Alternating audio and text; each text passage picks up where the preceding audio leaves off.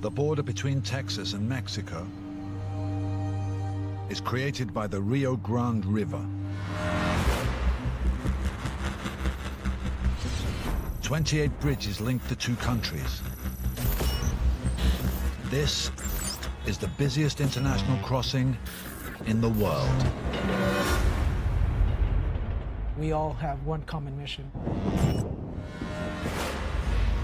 to safeguard our nation's borders. Can you pop the trunk, please? Any drugs, weapons, $10,000 or more? Protecting it, a force of over 5,000 highly trained officers. Go ahead and step out. 90% of our travelers are legitimate. It's just that 10% that we're looking for. Their biggest enemy? The narcos. We've had high-ranking cartel members to low-ranking cartel members. Just like we try to study them, they're studying us. They hot stuff and everything. Meth, cocaine, heroin, bingo. Here, events that are the stuff of fiction couldn't be more real. These are the gatekeepers of the most talked about border in the world. I'd be happy doing this till the day I die.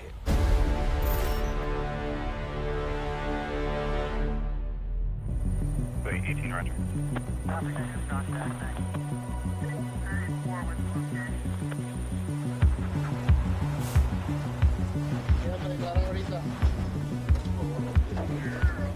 Abre aquí la puerta, señor.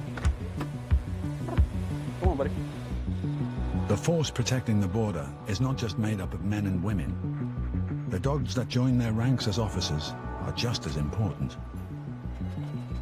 Anything in your pocket, sir? They beat just about any technology that's out there. They'll find it first and give them an opportunity.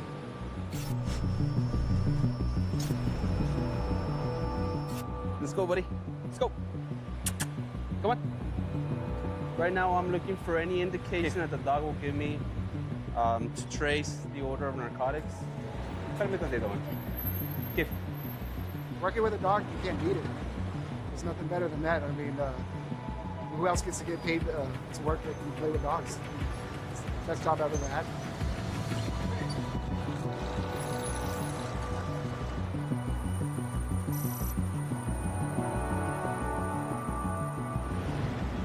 I spend more time with him than I do with my own family, so we got that bond, and it's awesome to work with him because every day is not the same day. When a dog alerts to a vehicle, their human colleagues respond immediately. You need extra cuffs or you're good?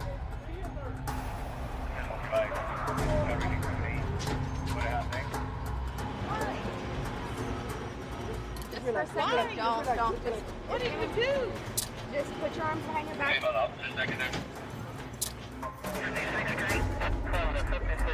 Two women have been detained after a canine alerted to containers of paint and beer in the back of their truck.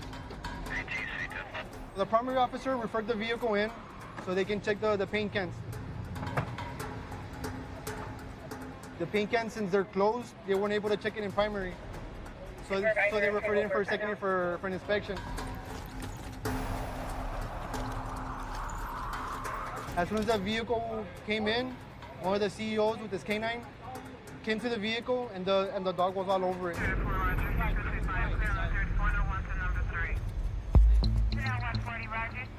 The two subjects will be taken to a holding cell for a pat down for any contraband, any documents, or any weapons while they are detained with us.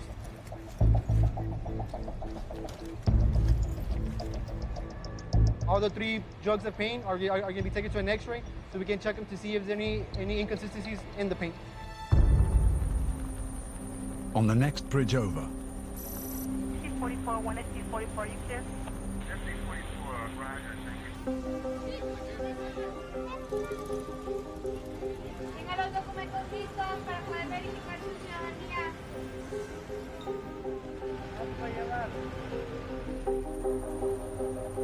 every day around 9,000 people walk across this bridge.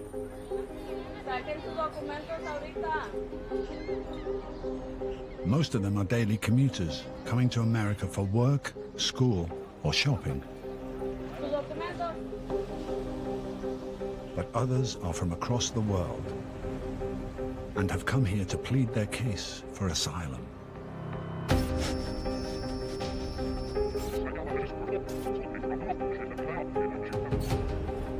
They're waiting to be processed for ER credible fear, which is somebody that comes in from another country claiming fear, that they're scared of either political reasons, gangs, somebody attempting to hurt them.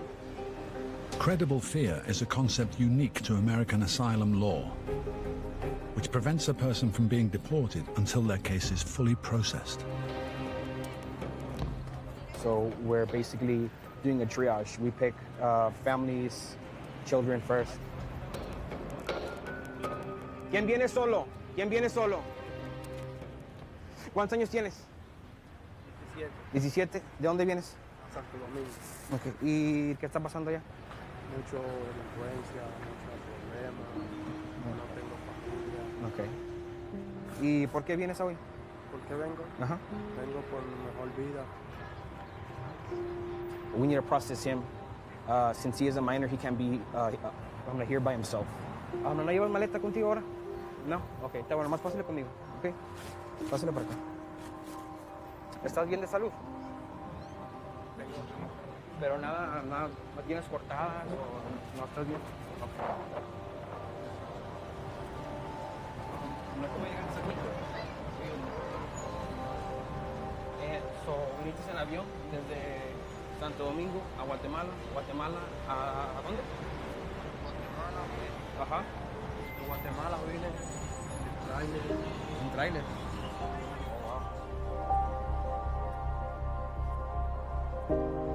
What happens is the smuggler drops them off mid-bridge or drops them off over here, lets them go. Most of the time they have birth certificates with them. If they don't, then they have to be processed as a John Doe. Te vas a quedar en una área en donde hay lo que es niños, ¿verdad? Niños de tu edad. Y te van a dar comer 3 veces por día, te van a dar todo.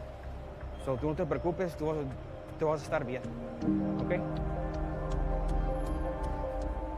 I mean, we see children basically here from the ages of 2 years, 5 years old by themselves in the middle of the bridge. And then we see children like him, 17 years old. Mira, te vas a poner aquí en la número 11.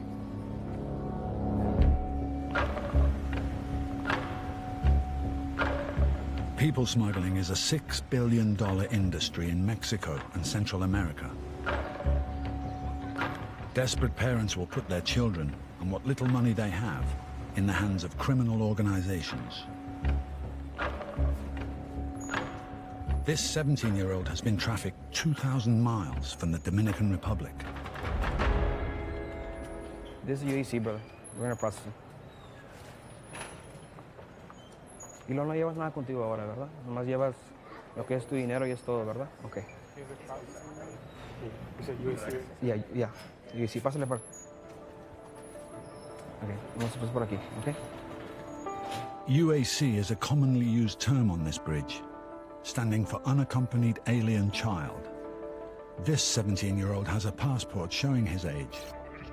But that's not always the case with young asylum seekers. Me siento aquí y amor, te vengo contigo. ¿Tienes hambre?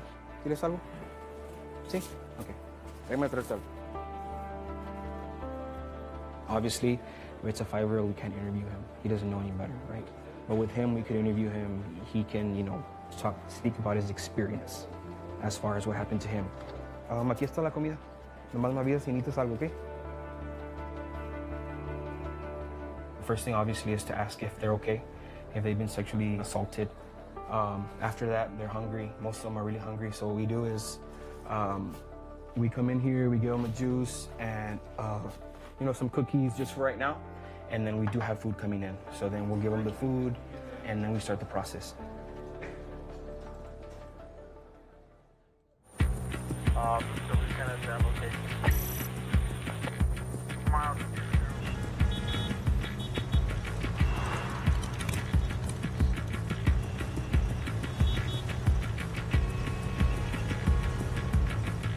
Sure there's nothing under here. Hello. Hola. Buenas. ¿Qué puede ser? No, arreglar las camionetas, para primary 20. Hola, señor. ¿Cómo estás? ¿Para dónde van? 8873, 8873. Alrighty. No matter the day, no matter the time or weather, this bridge is always open, and it's always busy. It's a beast. Working Bridge 2 where we are now, it's a beast. It's every day. It's grinding every day with the people, with the vehicles. It's an everyday grind for us. Buenas. ¿Dónde va? San Antonio, ¿Cuánto tiempo San Antonio? un día, a lo mejor mañana regresamos. No, a lo mejor mañana nos regresamos. ¿Algo para declarar? ¿Perdón? ¿Algo para declarar? Nah? Just got to be focused, ask the right questions, try to trip them up. Secondary, we have a referral. We see officer halfway. You can't be afraid in this kind of line of work. If you're afraid, then you need to go do something else. I think Walmart's high. Somebody from primary didn't like how they answered the questions, so they sent it in for a K9, which we call it a kilo here. And the K9 runs it, and it was negative. So what we do, we just do a quick 7-point, because the K9 might have missed something that it couldn't get, so we'll try to get it. And that's how we work as a team here in Laredo. A 7-point is Customs and Border Protection's standard vehicle search. They're looking for anything out of the ordinary. Fingerprints, tampering. You try to look at the older cars, so if it's tampered, you'll be able to see fingerprints where they might have hit stuff.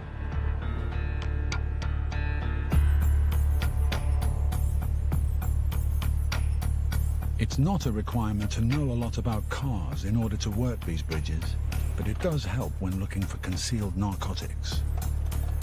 They try to do the newer cars because they're cleaner, so it's harder for us to detect anything, any tampering.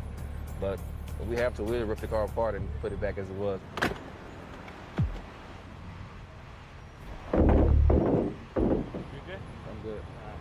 Ya puede echar las cosas yo para atrás del carro si quiere. Date le das sus documentos.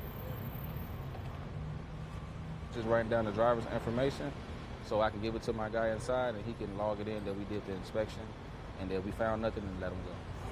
Gracias, señor. Let's go. Okay.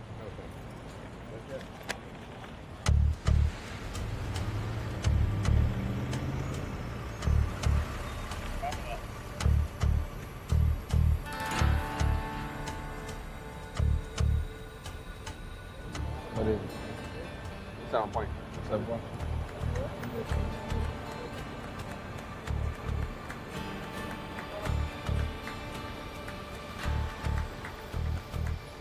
Hey man, where you from? Chicago.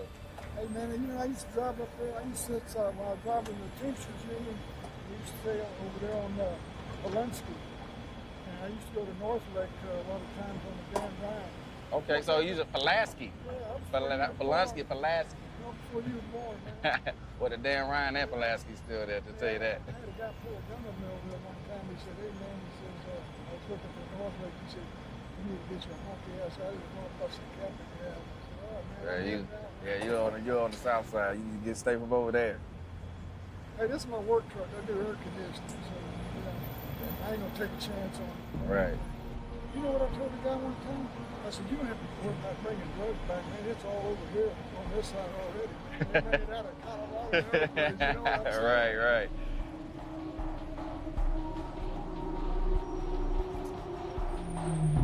I'm gonna get the back. Let's have you step around this way, Professor.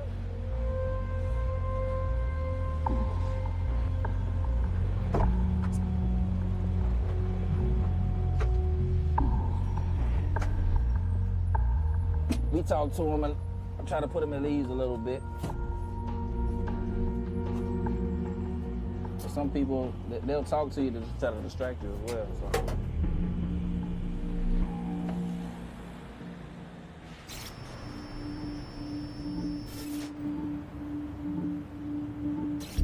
Meanwhile, 2 women have been detained after a K9 alerted to their car. They claim the gallons of paint are for their house and the beer for a party. But officers suspect otherwise. Pues si se ven inconsistencies in the paint can, on the X-ray? The paint is pretty dense, so anything in the middle is going to be There's a high density reading on the paint, It could be because it's paint, or it could be because there might be something there. So one way to find out is for us to probe it.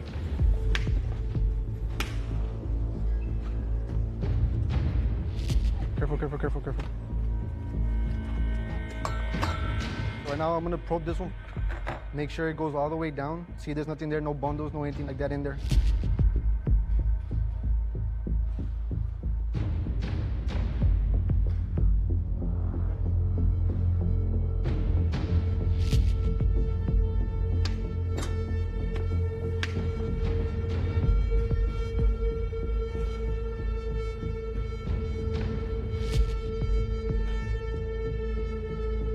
It's all liquid.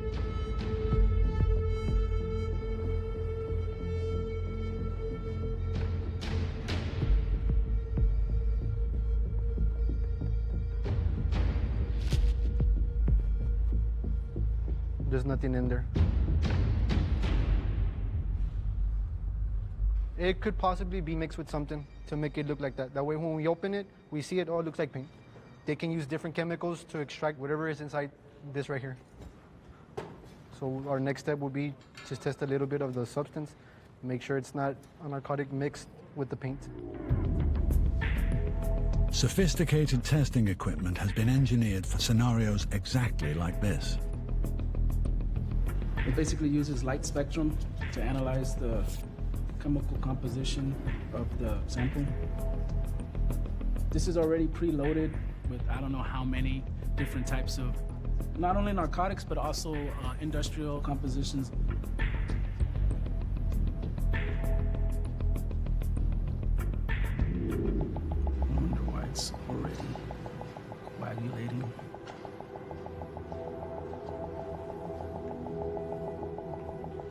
You see the red laser? It's reading. So it's gonna tell me in about 25 seconds.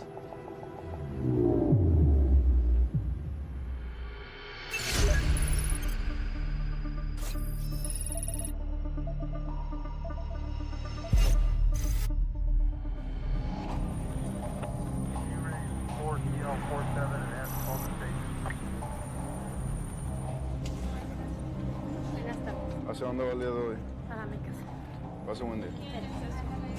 On the gateway to the Americas, a teenager from the Dominican Republic has claimed credible fear.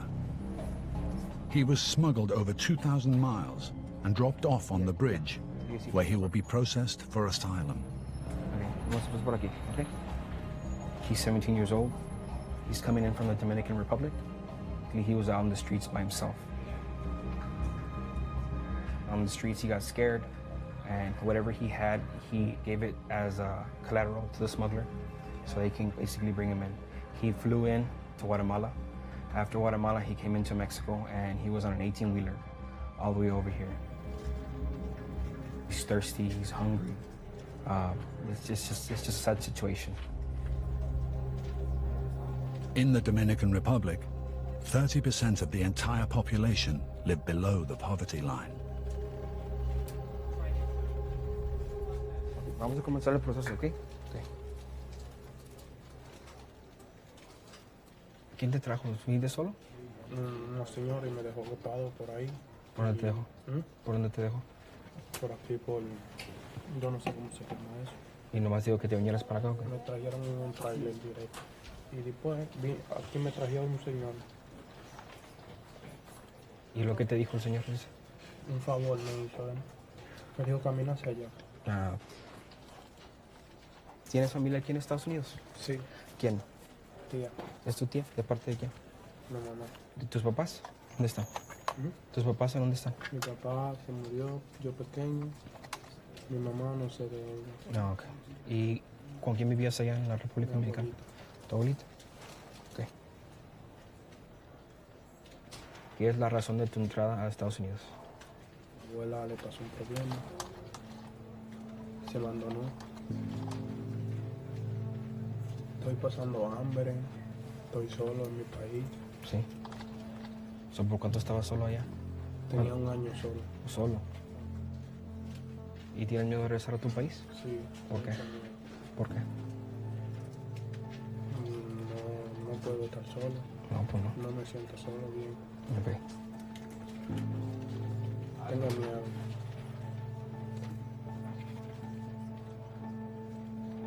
Ok, ahorita lo que vamos a hacer es nomás te voy a acabar el caso, ok. Después de que te acabe el caso, tú nomás vienes y me firmas todo, ok. Nomás vas a esperar ahí con otro muchacho, ok, de tu edad. Y nomás esperas que te van a levantar, ok. Que nomás pásale por acá. The next step in the process is for an immigration judge to hear his case. I'm gonna set up a shelter packet for him. Basically, it's I'm gonna finish up the case as far as giving it to my supervisor. From then on, I get another case, and we start the process all over again. Every day that we see this, you know, it's tough, and they're kids. They don't choose where they were born. They don't choose to come here. It's just they're going through a really hard time, and we have to help them.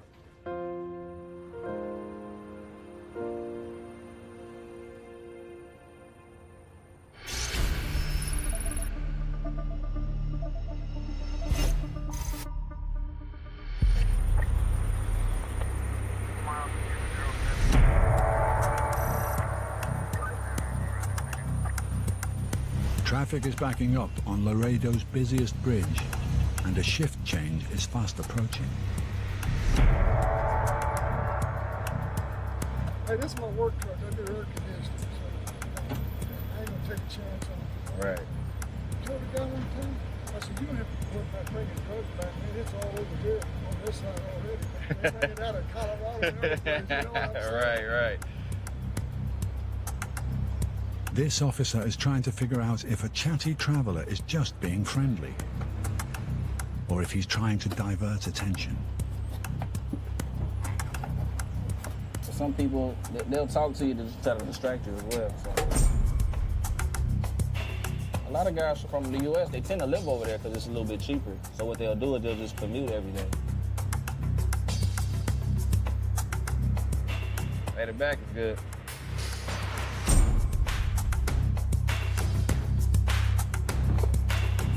Negative. Negative? All right, thank you, sir. Take care. He'll go on about his day, we'll go on about ours for the next 7 minutes, or until we get relief. They're doing a job, you know, and we appreciate their service. Yeah, we really do. If it wasn't for these guys, what would it be like? All right, brother, well, I'm out of here. All right. Don't get in any trouble while I'm gone.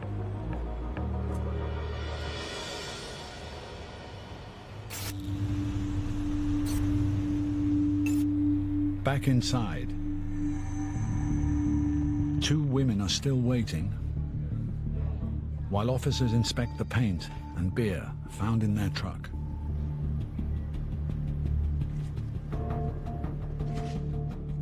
It's gonna tell me about 15 seconds.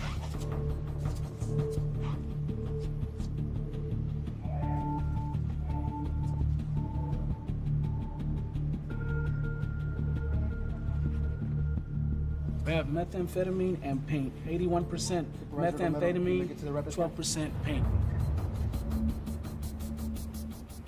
This is a first for me. You know, they have their chemists where they can probably separate it out, you know? So, I mean, it just goes to show it doesn't matter how they're gonna get it across. They're gonna put it in any type of anything.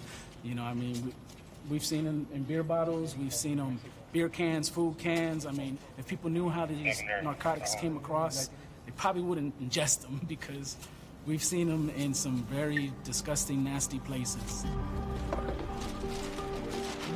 Yes, please. Do you have a cover so I can open it and test it?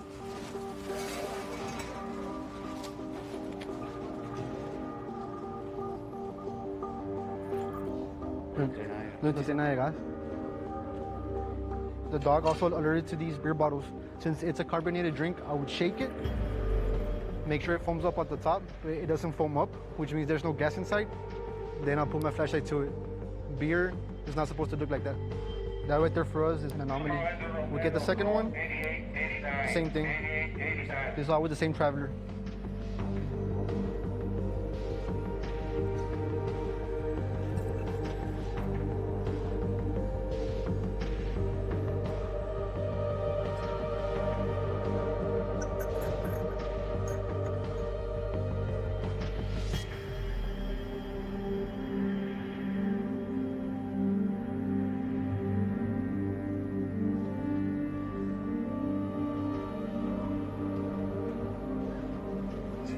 Positive.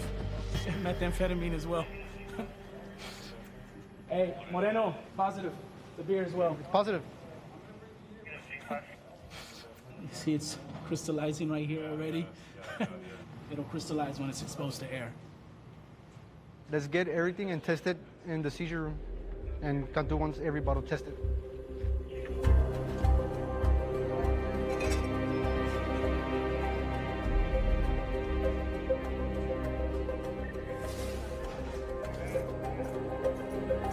I mean, they do all the work.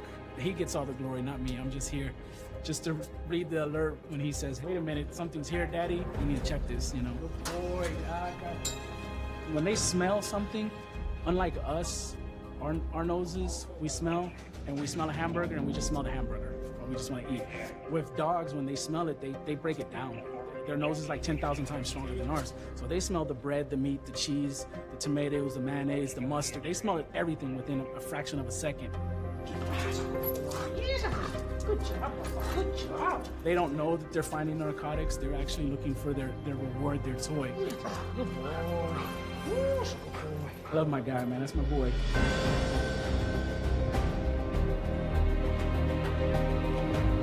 Officers will spend the next few hours testing everything. But they estimate that the 90 liters of paint and beer they've seized contain crystal meth with a street value of $3 million.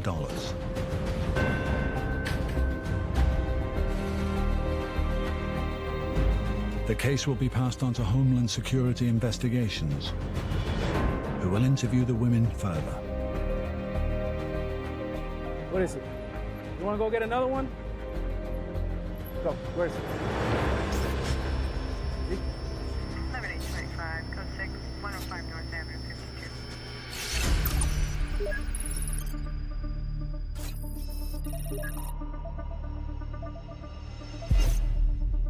Downriver is McAllen, Texas. Home to a series of bridges connecting to some of the border's most dangerous territory. BKL 57, Roger. We'll show you en route to the rear of KB.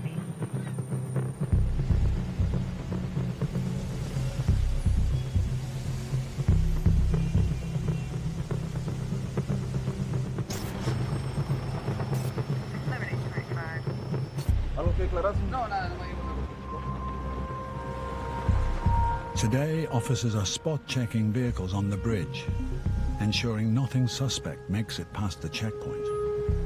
I'm just looking to see if there's any inconsistencies, like the bumper, if you can see in between the gap and the other part. Anything out of the ordinary.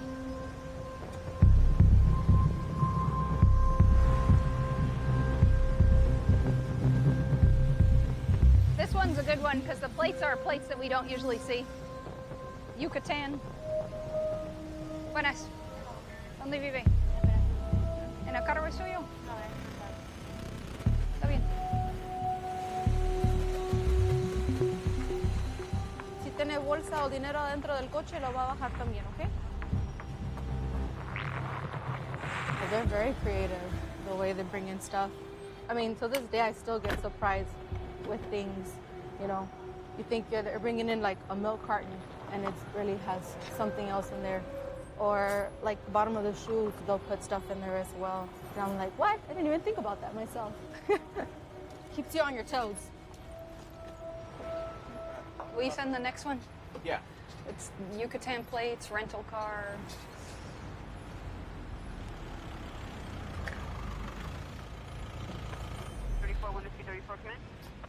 ¿Hay nada de comidas, carnes, frutas, patas, drogas, medicamentos, algo así? Nomás vamos a revisar el carro, nomás estaciónese ahí en carril número 3.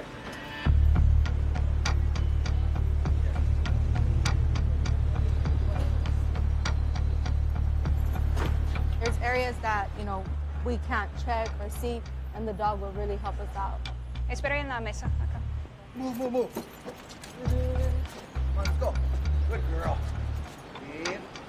Hey. Here. Here. Es random. Here. Hey. Hey, Canales. The dogs run away to the dash area? Or? Yeah.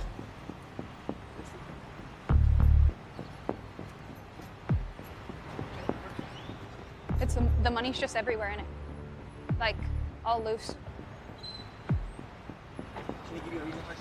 No, not really. She just keeps kind of avoiding the question.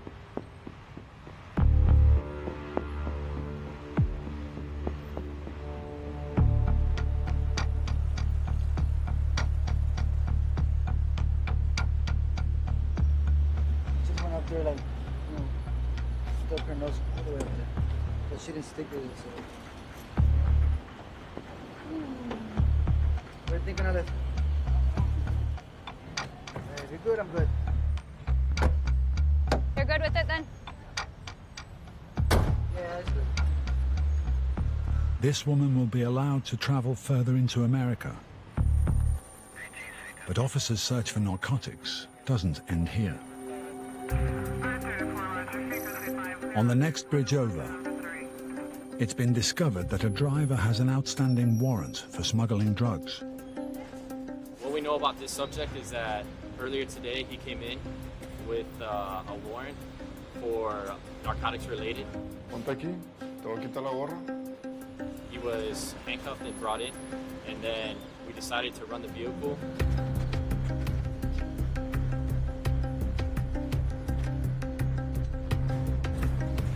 The man has been detained while officers make sure he hasn't reoffended.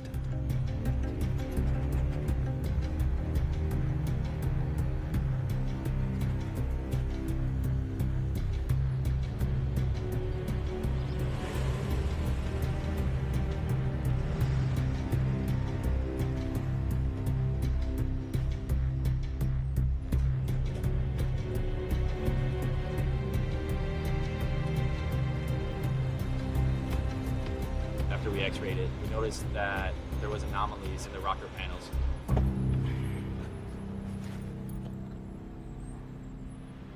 Usually, you should be able to see through those little holes right there. And you can see a little metal thing. That's supposed to be hollow. You know, you should be able to see inside of the rocker panel. And you know what? That's not supposed to be there.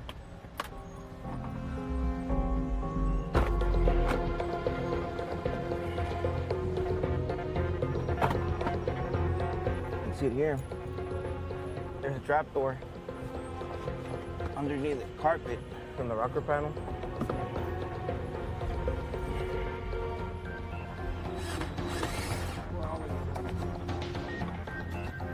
Check this out. There's a trap door. You can see packages right there. That's awesome. And then y'all can see there's a string right here. It helps pull all the packages all the way to the back.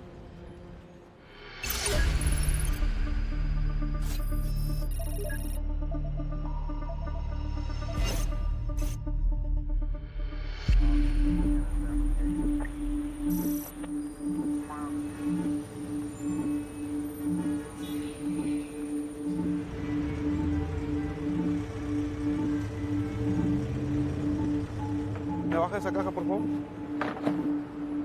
¿A quién más lleva? ¿Nadie? Customs and Border Protection is tasked with a multitude of responsibilities. Officers inspect vehicles as they enter the country. You guys are responsible for everything in the vehicle, correct? Nobody told you to bring anything across you're not supposed to, anything like that? And they also inspect cars seized after an arrest. Today, one such vehicle is heading for auction. The former owner is in jail. And this officer must ensure he hasn't left anything behind. One of our sister agencies did a raid on a house, and they raided both vehicles, which was part of the seizure.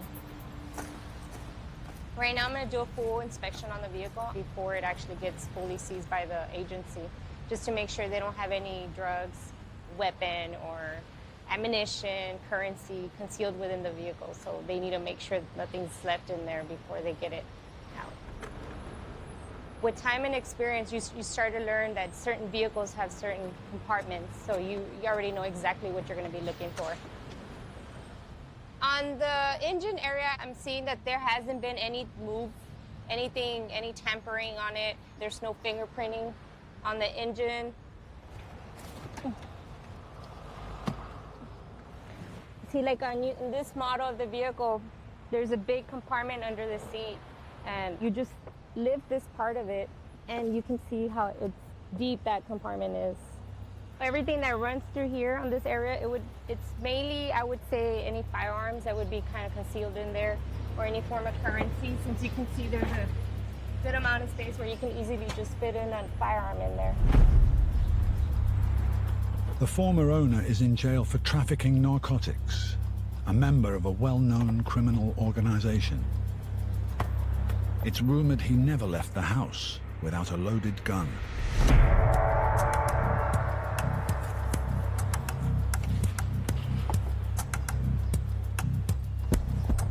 This side they'll have the battery underneath the passenger seat.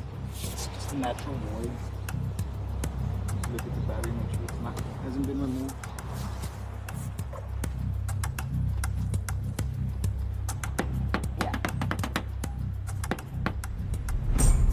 If you tap a loaded tank, it's like me doing this.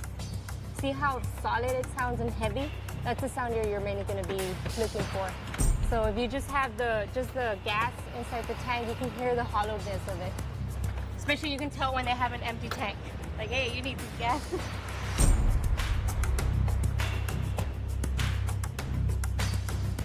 On this one, it turned out to be a negative. It was a brand new vehicle. I didn't see any tampering on the engines or main compartments of the area. So pretty much it's good to be seized.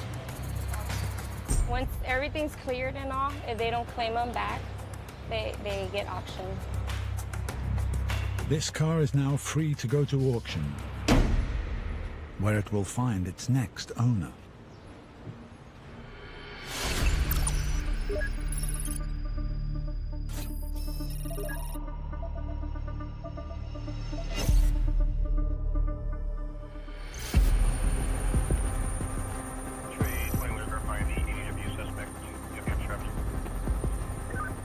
Earlier today, a man with an outstanding warrant for smuggling drugs Can you open that door? was arrested on the Anzalduas Bridge, and officers have discovered he's at it again.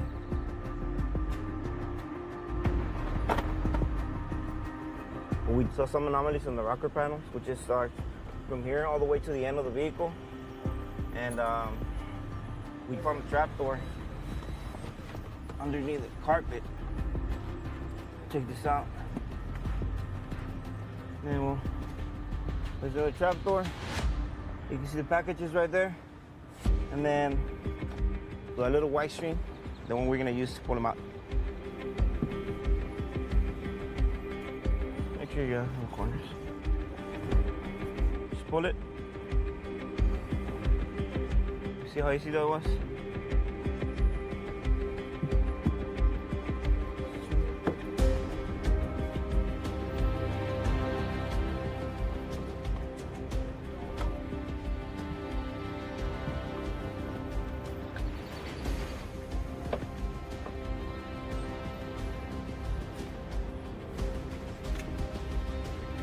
Wow, that's it.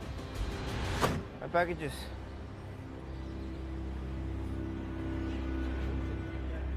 They don't stack them up 20 or 30 bundles, because if it's stacked up like this, then it'll be a lot easier for X-ray to see the bundles. Now you put them on a layer, small layer, then it's easier for us to miss the naked eye.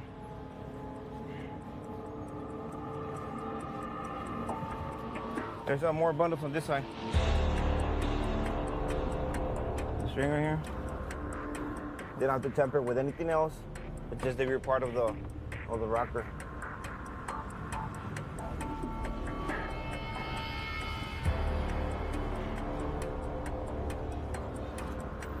Pull it. Get it out. Easy. That was quick.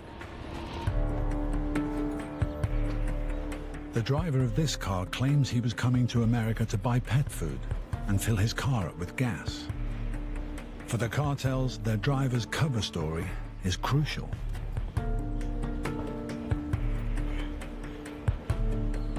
That's it. We have 10 bundles. That was quick. Took me, what, 5 minutes to get it out? Yeah. So these guys come in. I'm gonna go to the store. I'm gonna go to Walmart. I'm gonna go to put some gas. They go, 5-10 minutes. Extract it. We're back in Mexico. And that's, you know, how they do this. That way we don't become suspicious that they're too long in the U.S.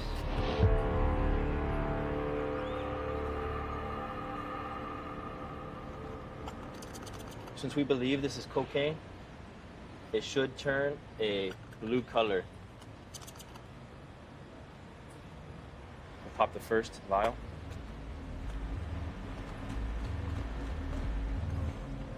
The middle.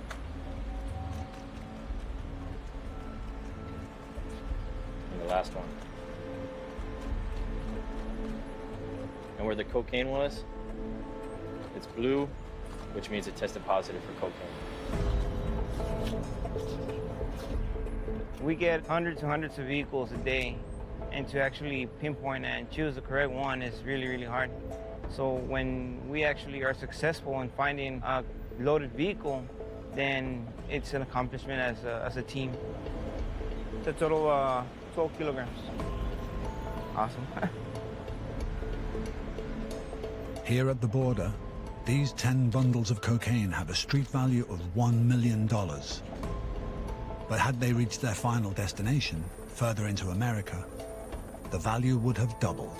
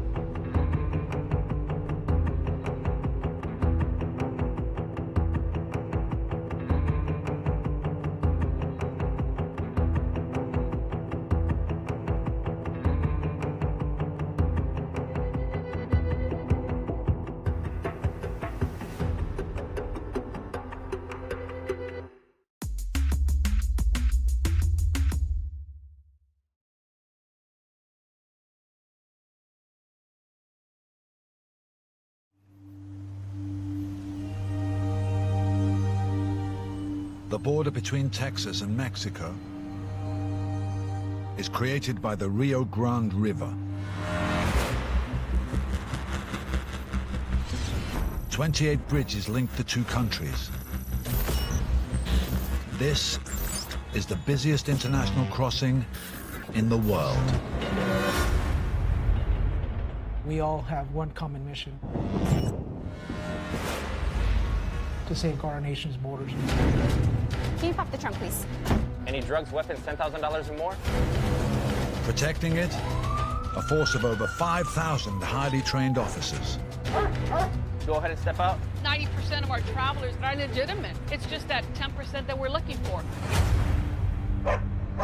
Their biggest enemy? The narcos.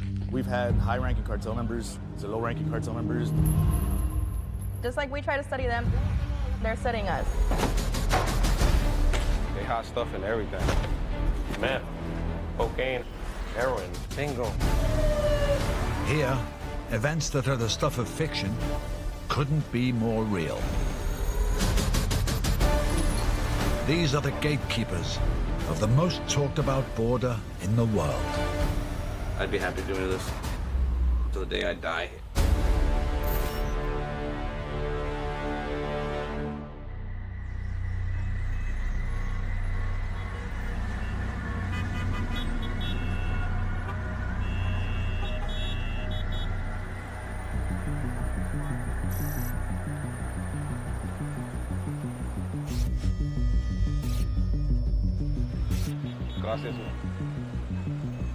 The Juarez-Lincoln Bridge connects two cities that were once only separated by a border.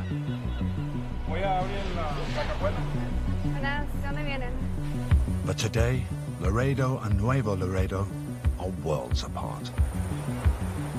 For the past 15 years, cartel violence has gripped this part of Mexico. Our main goal here: stop terrorism, drugs, and our immigration. Most of the people here in Laredo, they're just locals coming to work. Okay.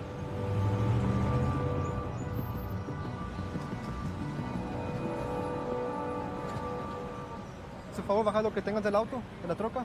Me lo pones en la mesa que está ahí, por favor. We've had so many gun battles here in Nuevo Laredo with Chapo getting arrested, getting extradited. Everything's going out of proportion. Nowadays, I think it's a faction of each cartel in the city. Different new cartels coming up that I can't really tell you who's who, who's what. It's a very violent city. We are the ones that see everything here firsthand. We ask them questions of where they're coming from, how the violence is, where they're coming from. All these people experience a lot. I have family in Laredo, and I do have family in Mexico. For me, it's personal. And I can't say, I feel their pain, but I see it. Sube sus cosas, señor, ya que suba sus cosas, ya se puede ir. El cofre, nada más le pido que me lo cierre usted para que asegure que usted lo cerró bien. A lot of these people are real understanding about what we do here and why we do it. Even though they know they're not bad, we don't know that.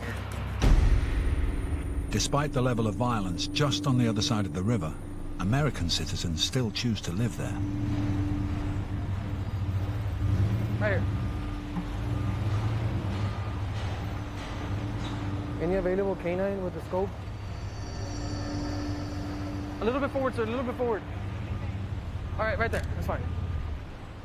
So he was pulled over to secondary for inconsistencies, and then the officer noticed that the gas tank was tampered. So we're gonna check out the tank with the fiber optic scope to check what's inside. Where are you coming from right now? Tabasco Second Detective. How long were you there? Oh, well, since I come up again, about a month. About a month and a half? All right. And where are you headed to right now? Laredo. Purpose of your travel? Basically to pick up some medicine from the VA. Medicines from the VA. All right. Okay. Well, you were selected for a random inspection. I'll try to be as quick as I can so you can be on your way. Okay. Do you have anything to declare? Any fruits, plants, meats, vegetables, alcohol, tobacco? Cigarettes? Well, that's fine. I mean, but you don't have any more than that, like a carton or something, right? Okay, that's fine. What's in the back of the vehicle? Oh, here on the bed. A bunch of papers and some clothes. All right. Okay. So now I need y'all to step out of the vehicle, and if you can just keep that dog on the leash, please.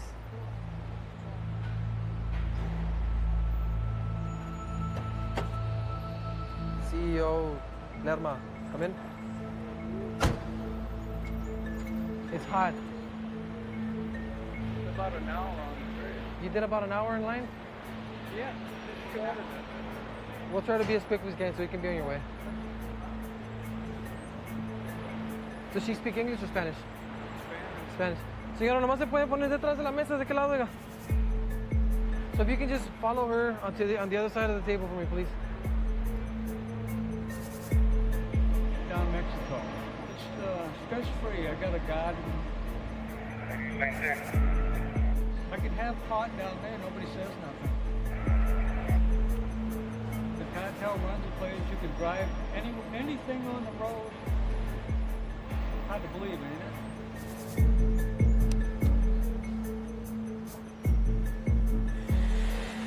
It's a cat and mouse game. I mean, we check as many compartments as we can, and then sometimes we get lucky and find narcotics. So that's what we try and find.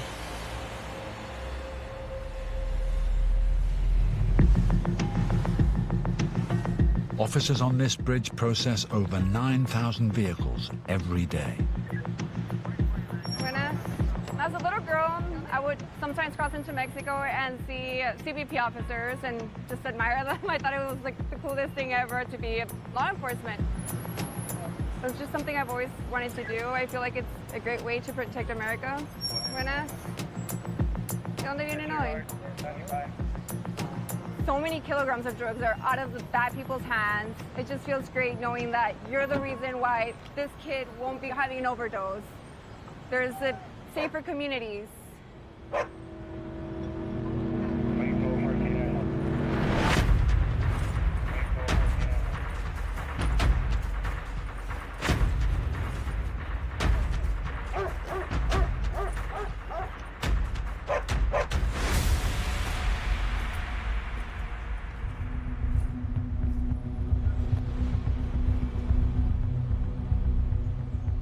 There was a canine alert, and we have to know why the dog came to this vehicle. There must have been a reason why it alerted to this vehicle. There's so many different compartments, so.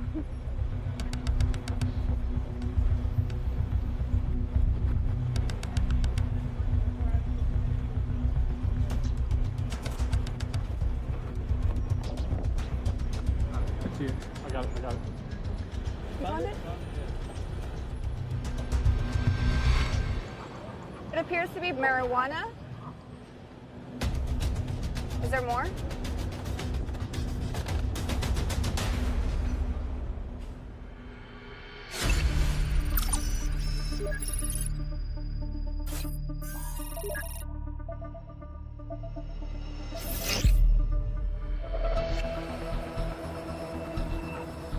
On the outskirts of Laredo is the area's most isolated bridge.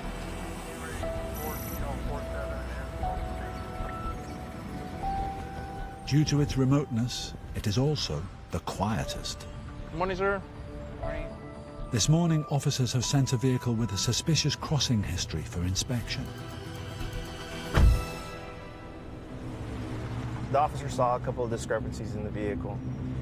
Been due to crossing history. It's just something that we want to look further into. And at this point, the officers are suggesting a non-intrusive mobile VACIS inspection. The mobile VACIS is a powerful scanning system designed for high-volume operations. This vehicle is being targeted by the officers, so we're scanning it to see if there's any anomalies that we need to inspect.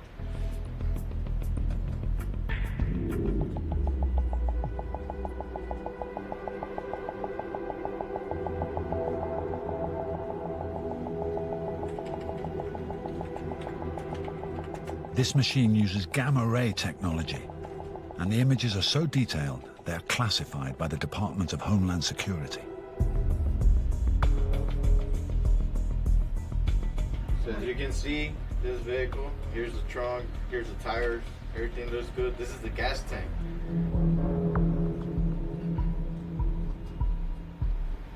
There we go. Yeah, there we go. There's an anomaly here. The officer that brought it in needs to check that anomaly.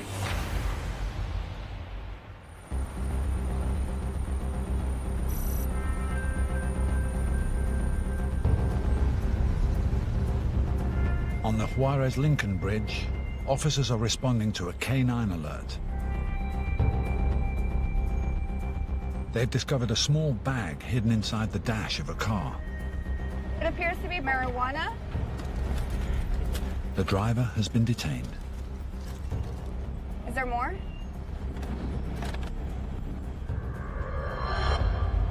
Because it really doesn't make that much sense to have such a small amount. If it's personal use, they usually have it in their pockets or they wouldn't hide it inside a vehicle.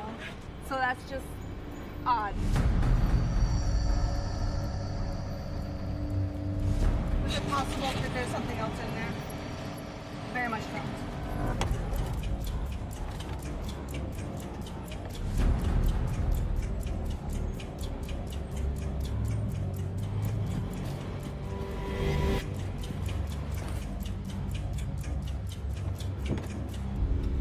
There you go. Here's the carpet. I just folded it back, and the bag fell out.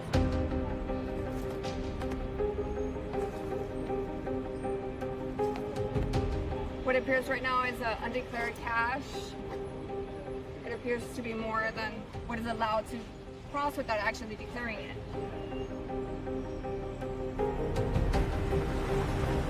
When crossing with over $10,000 in cash, it must be declared.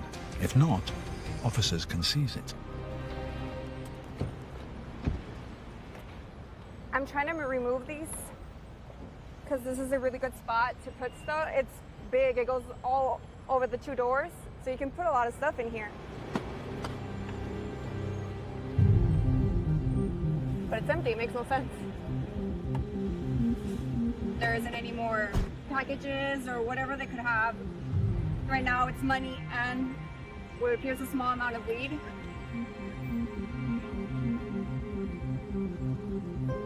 This could be a decoy. They could have been trying to throw us off.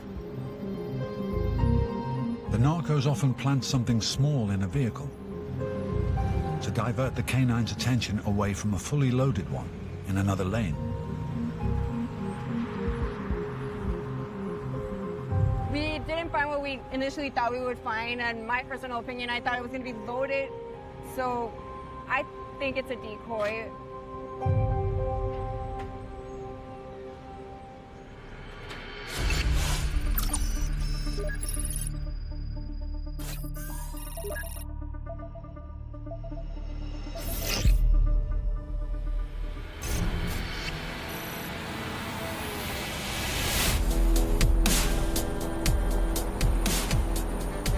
Just upriver from the Juarez Lincoln is the World Trade Bridge, where 12,000 cargo trucks are processed every day. This is America's biggest land port.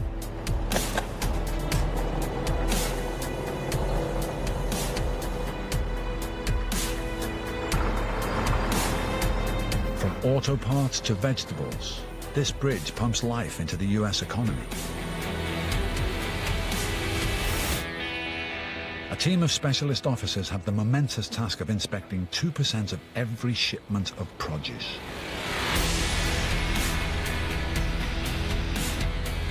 Our part of CBP, of protecting American agriculture from harmful pests and diseases, is very important. 1 out of every 5 jobs is related to agriculture. We keep these diseases from coming into the country, and we continue to pay reasonable prices at the supermarket. So we are basically in the front line. And if the shipment is okay to come in, it comes in. If not, it goes back. The power of agriculture is unbelievable.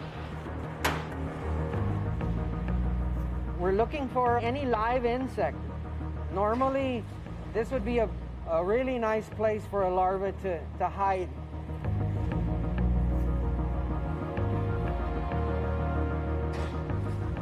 Found anything? No, sir.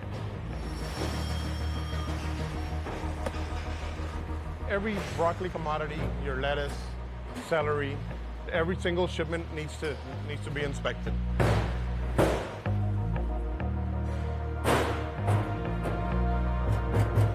We try to bang it on the tables. And when we do, that's when we can find the larvae. You know, we can see it, you know, when it comes out, if any comes out.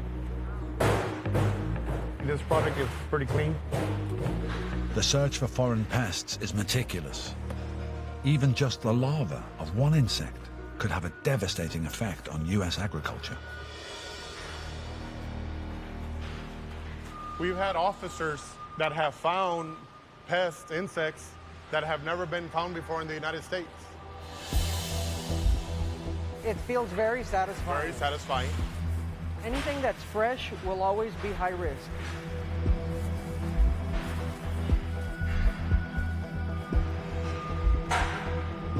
This is nothing but leaf. I don't see any cores here. Yeah. Kind of like doing a tossed salad. Maybe something will come out. I always get hungry. I like French dressing. I like French fries.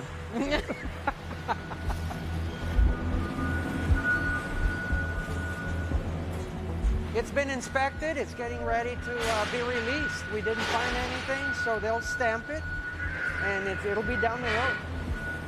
I feel confident enough that we did our jobs as best as we could today, so we all can enjoy a nice, good, healthy salad with ranch dressing. Or French. All right.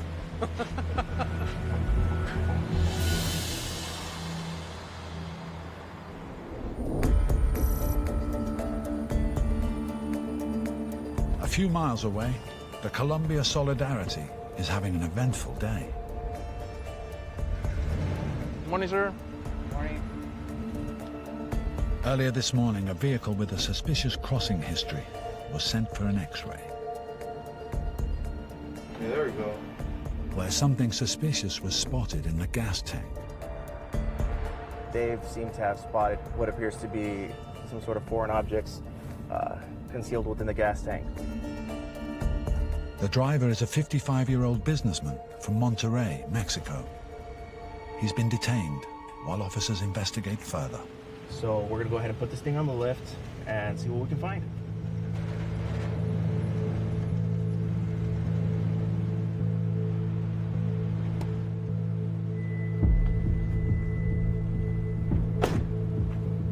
We see all sorts of people bringing in stuff for the cartels. We see people that you would expect to bring something in and people that you would never in a million years think that would be crossing anything for the cartels. So stereotyping, that doesn't work. Looking at the gas tank, see if there's been any recent tampering. Right now you can also see that there's a recent tampering not only to the gas tank, but also to the cover. The whole tank is cracked right here. Yeah. This whole thing is false wall right there. Tank's definitely been moved and definitely altered. So we're gonna go ahead and get it dropped.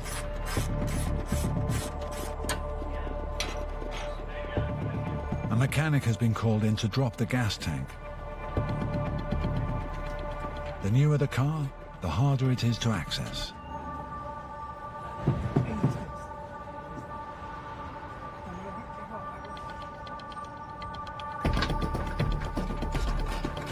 The tank of this vehicle is connected to the car through a series of bolts and straps.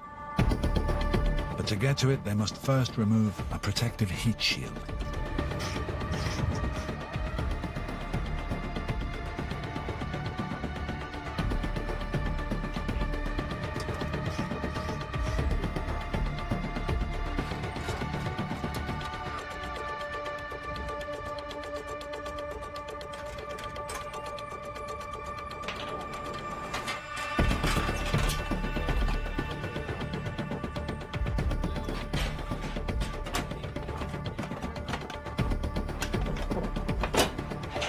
There it is. Sí. No lo bajes. Well, we can actually see that there's a trap door into the compartment through the top. The way they'll load it up will be right underneath the driver's seat. So we're gonna bring down the vehicle again and try to see if we can remove that driver's seat and go through the top.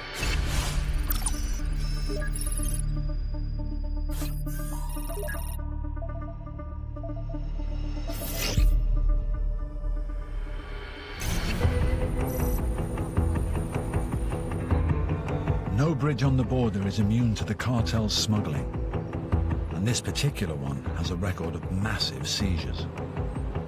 Last year alone, we seized over 100,000 pounds of narcotics. We did see a shipment of frozen calamari. So we basically let it thaw out, and we found over 500 pounds of cocaine in that shipment.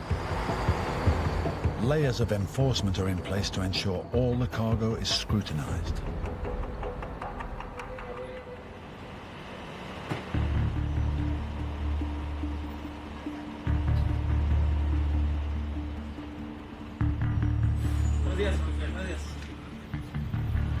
We get a lot of cows that come through here. He has to go to agriculture for inspection. Sí, tienes. Que pase buen día. Gracias. Dale, que le vaya.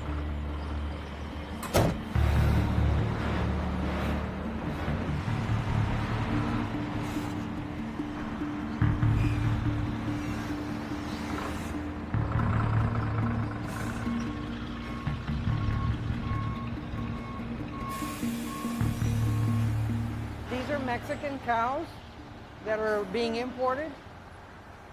Smells earthy. They will need to be inspected. I'm going to make sure that the seal number matches the documentation, and then I will know that this is the lot that is scheduled for inspection this morning.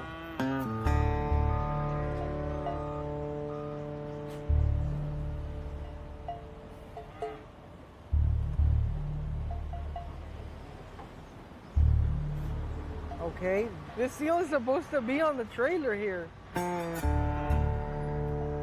We need to call the port veterinarian on this one. Okay.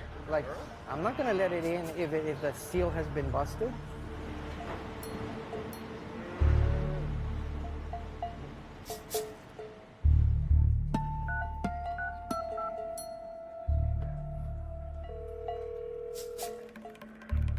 At the tone, please record your message. Nianette, Chief Gonzalez here. Could you please give me a call? I have a question with regards to the APHIS seal on the cattle trailer. Thank you.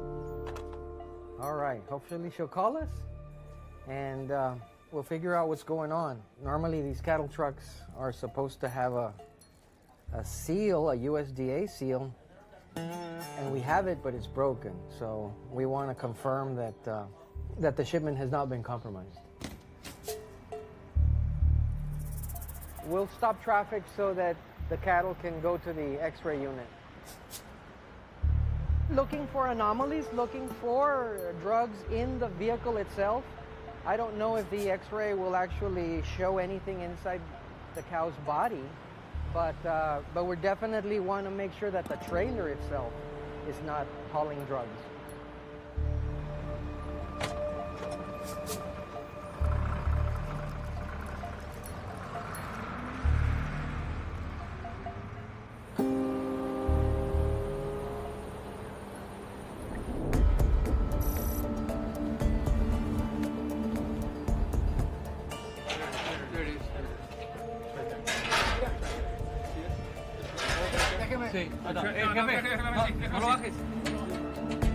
On the Columbia Solidarity Bridge, officers have discovered a secret compartment in the gas tank of a car.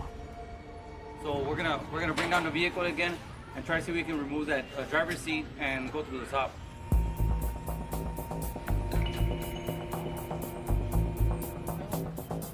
Modifying gas tanks to hide drugs is a common cartel tactic.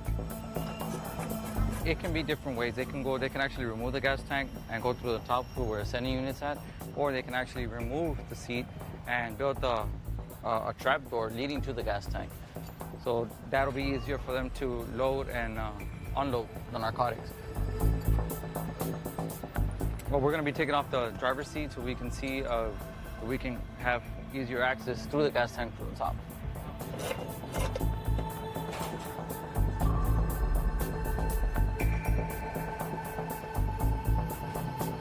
One more.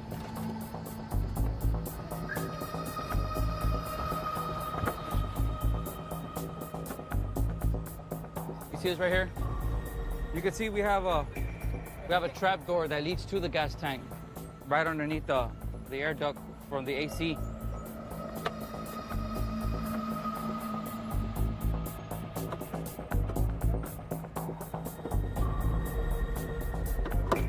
Perfect, right there. You can see that trap door. You see all the fingerprints on top of it, where it's been recently opened. Or you can actually already see some bundles right underneath the trap door. Bingo! Bingo, you can see the load. So what we're gonna do now is we're gonna be extracting the bundles from the compartment.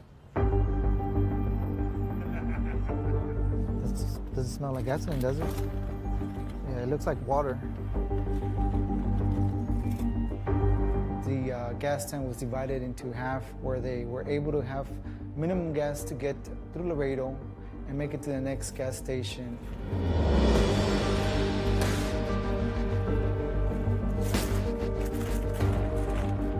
We have been seeing a trend where they have been doing this a lot.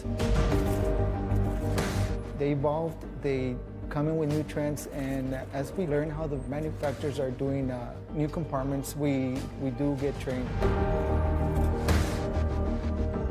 This will be the 6th package. Got a number 996, number 5. The narcos label their packages to let distributors know who they belong to and where they are meant to go. We currently have 7 bundles at the moment, 8. They weigh pretty good, so.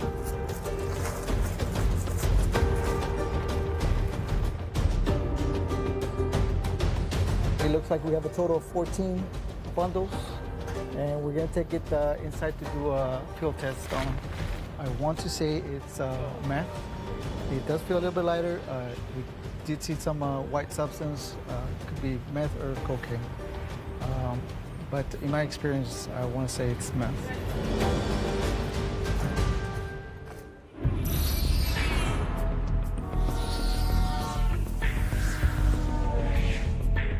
Abre la puerta, por favor.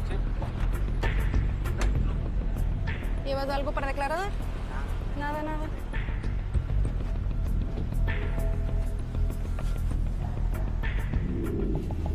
Earlier this morning, an American citizen who lives in Mexico was selected for an inspection.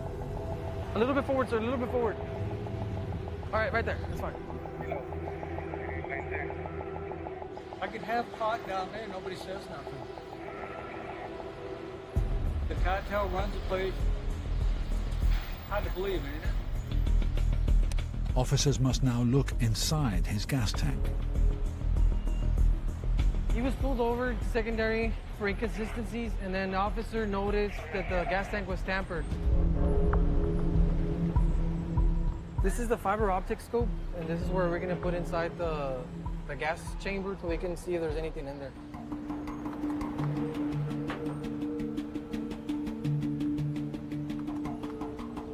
So what we're looking for in here is any floating stuff, any floating packages, any floating PVC pipes. That's what we're trying to look. Anything that shouldn't be inside the tank besides gasoline.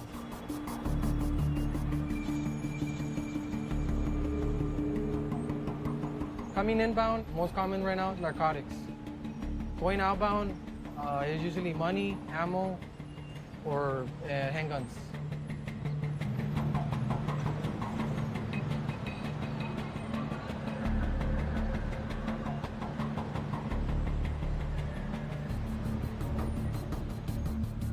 All I see is gas, so just a fuel pump. It's clear. And I didn't see any other inconsistencies in the traveler's story, so I'm good with the inspection, so we can go ahead and release it.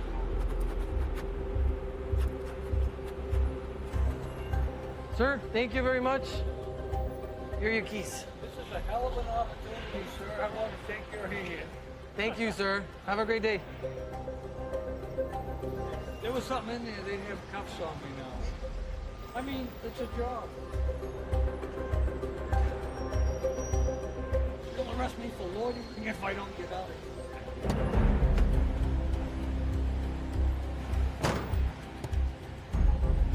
I think they might have forgot my keys.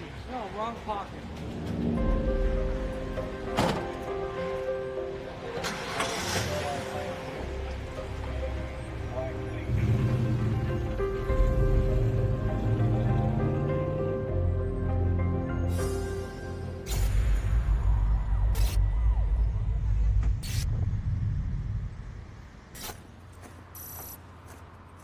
In the immigration center, a traveler has raised some serious red flags.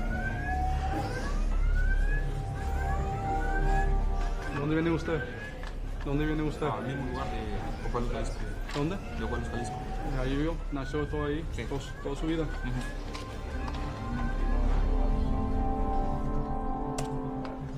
The computer system has alerted officers to a potentially armed and dangerous subject. Hey.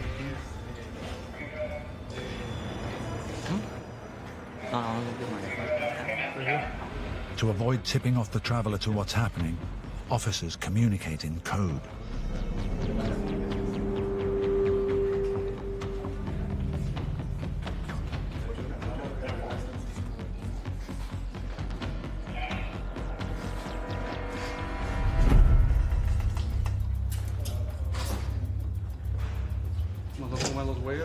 Está bien. ¿Has tenido problemas con la ley o inmigración? Nunca. The primary officer, as the subject was coming in, queried the documents. He came out with an A&D hit. What it basically is that he might have a warrant out for his arrest. His name matches similar to a subject that's in question. You want to check for him? Why would Yeah.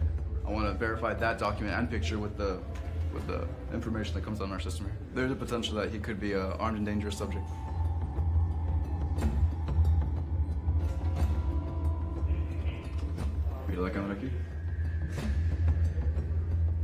Either this traveler or someone with the same name is wanted for a violent crime. He's detained while a system-wide search is conducted.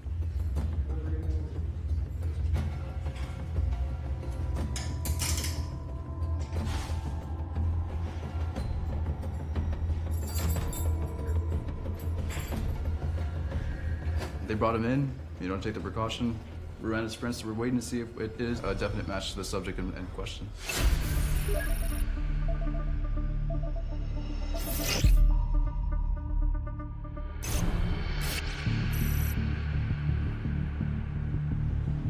The seal is supposed to be on the trailer here. On the World Trade Bridge, a trailer hauling cattle arrived with a broken seal. I'm not going to let it in if the seal has been busted. The agriculture chief suspects the trailer could be compromised. We'll stop traffic so that the cattle can go to the X-ray unit.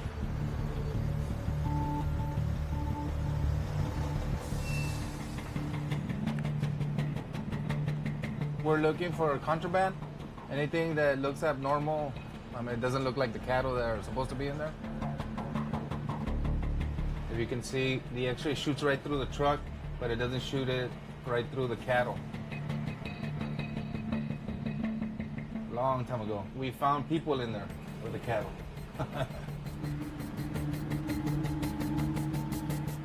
If there were to be something anomaly, you would see like a lighter shade or squares, bundles, stuff like that.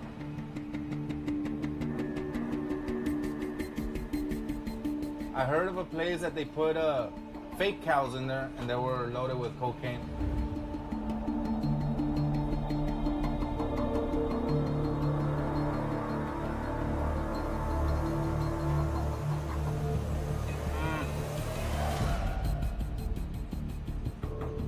If I'm satisfied with the image, we just call the driver so he can be released. That's some prime beef there. The trailer has been cleared for narcotics. But now the cows must be inspected by the port veterinarian before they can enter the country. Come on, buddy. Attaboy. One more. You're good. Now we can take a closer look to the animal and inspect for ticks. We inspect every animal that enters the United States. There is a big concern of cattle fever ticks. It's very common in Mexico. The United States has fought greatly to eradicate them.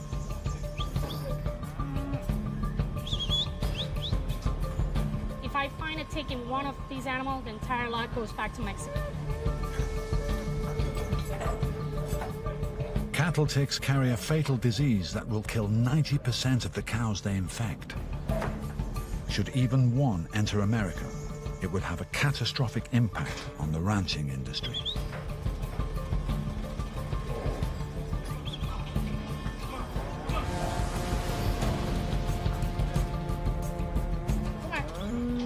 There you go. Okay. They look clean so far. Well, you never know. Might be the last one. We'll see. Did you get this one? Okay. Sorry.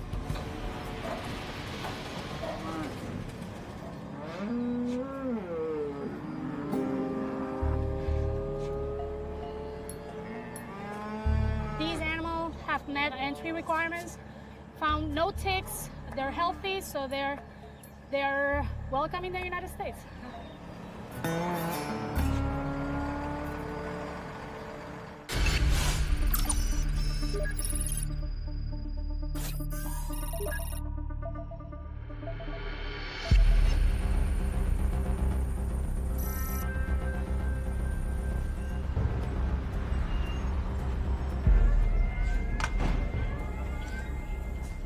On the Juarez-Lincoln Bridge, a man has been detained because his passport set off an alarm, alerting officers that he could be armed and dangerous. What it basically is that he might have a warrant out for his arrest. His name matches similar to a subject that's in question. You want me to leave this here for you here? Yeah, but Let me go leave the name, man. Thank you, man. Thank you. His fingerprints are being run through the system to find out if he is the subject in question. People around here have like very common names. It could be like a Jose Martinez. I mean, there's a lot of Jose Martinez around the area, so I mean, it could be somebody that came through at one point, lives elsewhere. I mean, the subject, I'm not sure what his name is right now, but it could be a very common name. So we'll find out within a few minutes if it is him or not. He had been previously printed before in 2003. He's not a match to the subject in question. We create a little report, that way the next coming officer is already aware that the subject has been brought in for questioning before, has his fingerprints ran before, so we know it is not him. Officers did not find their wanted man today, but this case of mistaken identity hasn't faced the traveler. I feel bad sometimes for the amount of hours that they wait, but you know, in the end, they still want to come, you know, to the U.S. to do whatever it is that they want to do. I mean, they're aware that it's a process for us, that we're here as a law enforcement agency. I mean, we're taking our precautions to keep our people safe. Likewise, I'm sure that they understand that and respect that as well.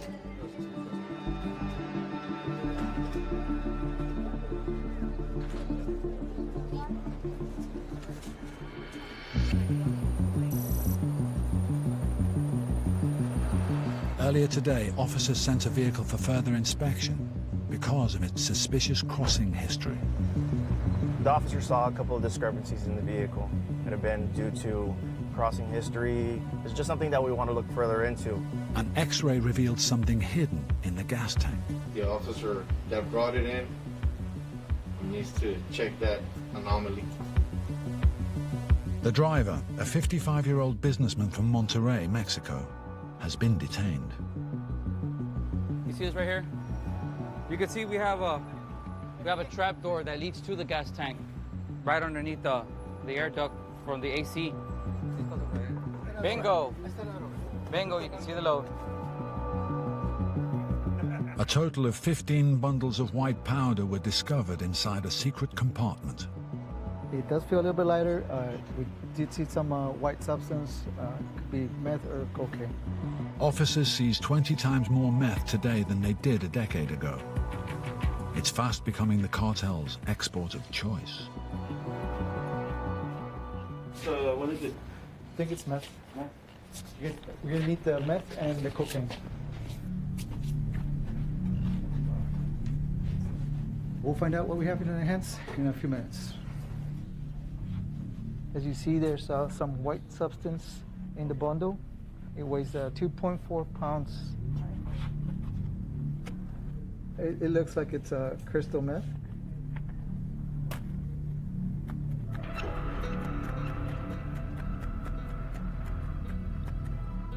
We don't see no reaction. Looks like just a clear solid liquid. If it would have been meth, would have gone from this color to this color. Now, a test for cocaine.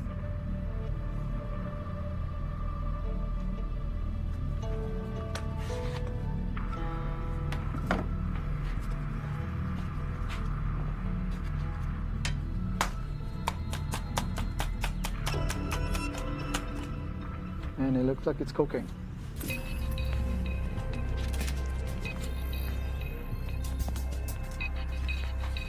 Should this cocaine have made it to its final destination, it would have been mixed with a cutting agent to increase the amount.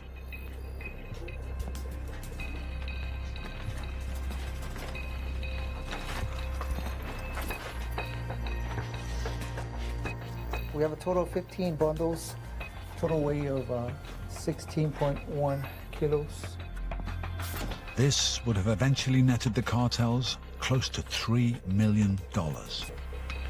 What we did today, it is a win for us. Stop the narcotics coming into the United States. That is something I take really pride because I know tomorrow's another war.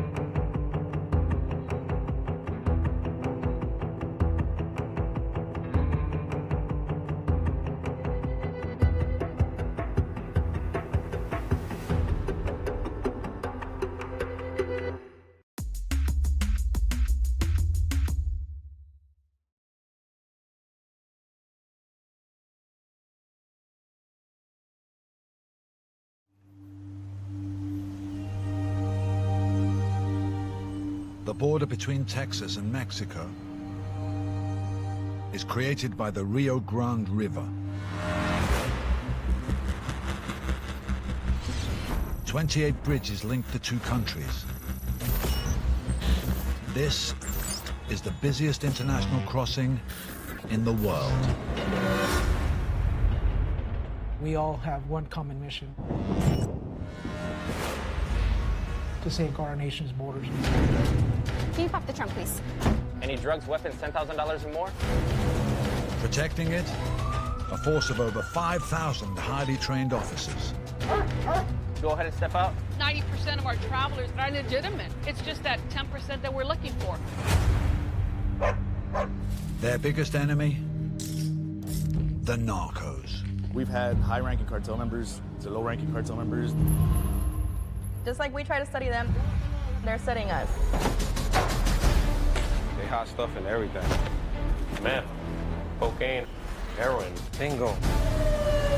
Here, events that are the stuff of fiction couldn't be more real. These are the gatekeepers of the most talked about border in the world. I'd be happy doing this till the day I die.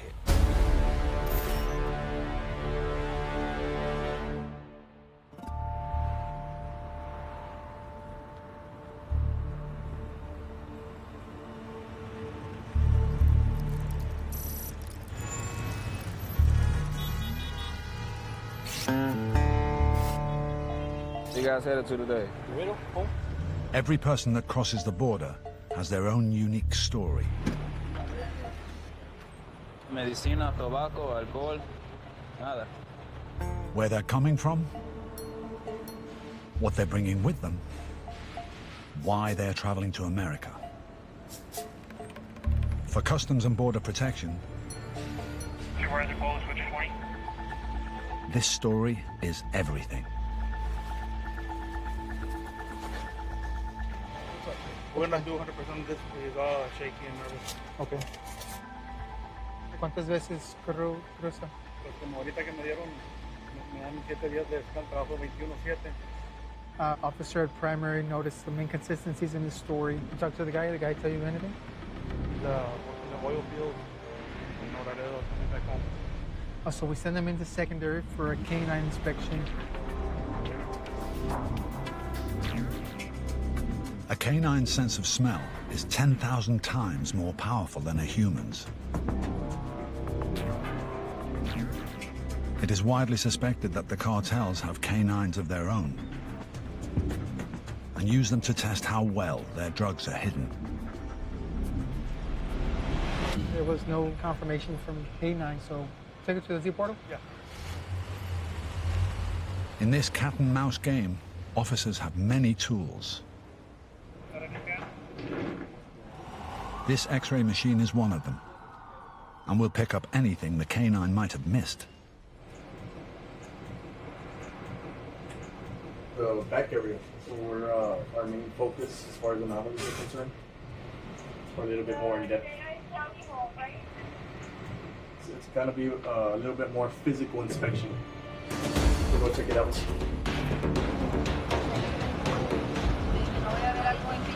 The floor and the tank. The tank?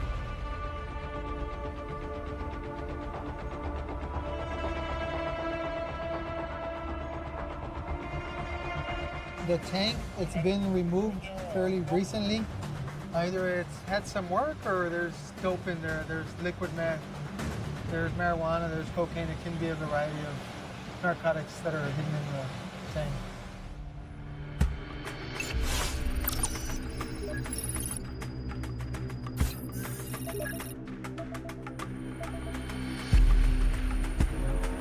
"170 miles downriver.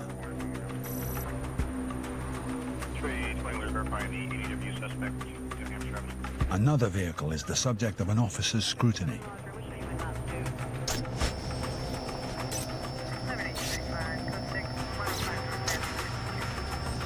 A man has been detained after a canine alerted to his truck.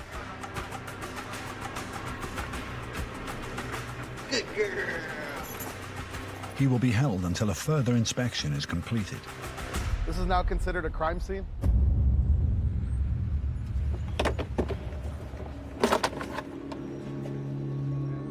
The majority of America's illegal narcotics are smuggled in vehicles across this border.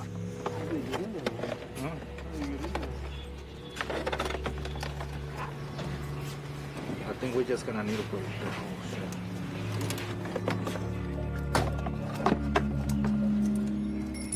Yeah, you see that, how they put it together right here? Yeah. We're gonna get something to jam it in there. I have fry bars. Like, yeah.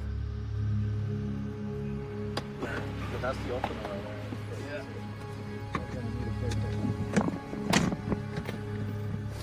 Oh yeah. There's about two, I see, right? 2 bricks. You got it. Yeah. But there's something holding it on the bottom. I don't know if there's a screw. Oh, there's a little pin right here. Cut it with this here. Okay.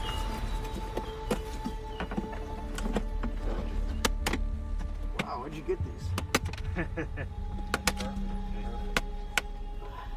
Oh, that was good. There you go. Yeah. There's 3 bricks now, I can see.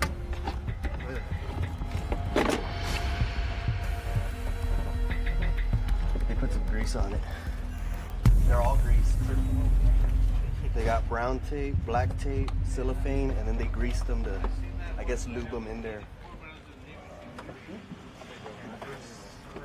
Any more? There's more. There's more. Oh, yeah. There's a lot. Yeah.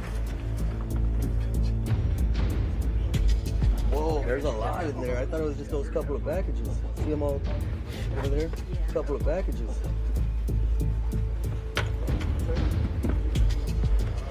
Now we're going. Now we're going. No, there's a bunch.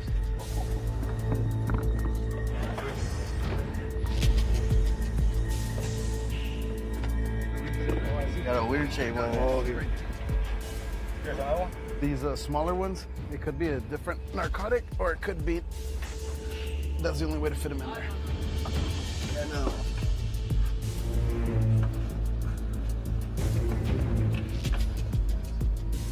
Hey, is that it?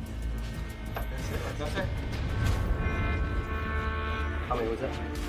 6, 7, 8, 9. 9 altogether. That was a good find. That was a hard one. Since it's a dash load, it's usually a harder narcotic. Cocaine, crystal meth, heroin is what you'll find. You're not going to find marijuana in something that concealed.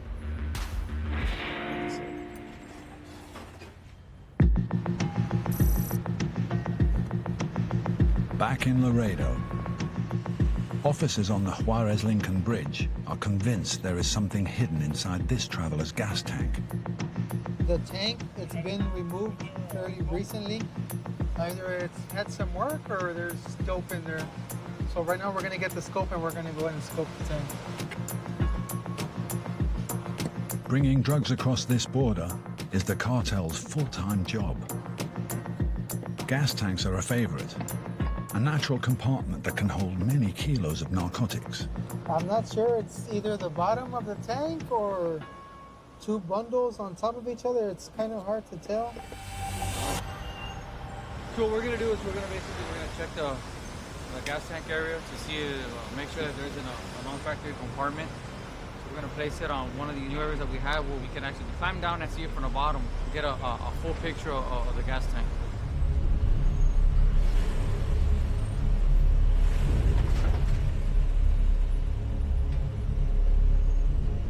From the bottom, it's full of tampering. It looks like the gas tank's been dropped for some reason.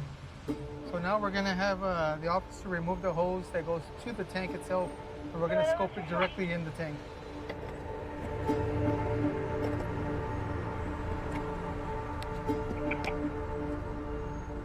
And just an empty tank. There's nothing else in there that shouldn't be in there. Must have had some problems, because those are the only 2 reasons you're gonna either work on the vehicle or you drop the tank to put some illegal stuff in there that shouldn't be in there. When nothing is found, Customs and Border Protection return the vehicle to its original state. We're gonna give the subject back his vehicle, and he'll be on his way.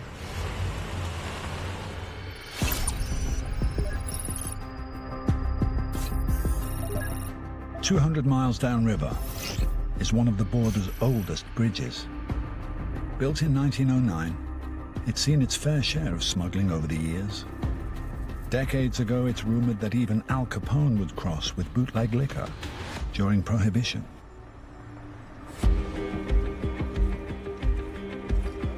On the pedestrian walkway, we're going to be targeting people walking. Gracias, pásele. Hundreds of pedestrians cross this bridge every day, and officers only have moments to decide who needs to be searched.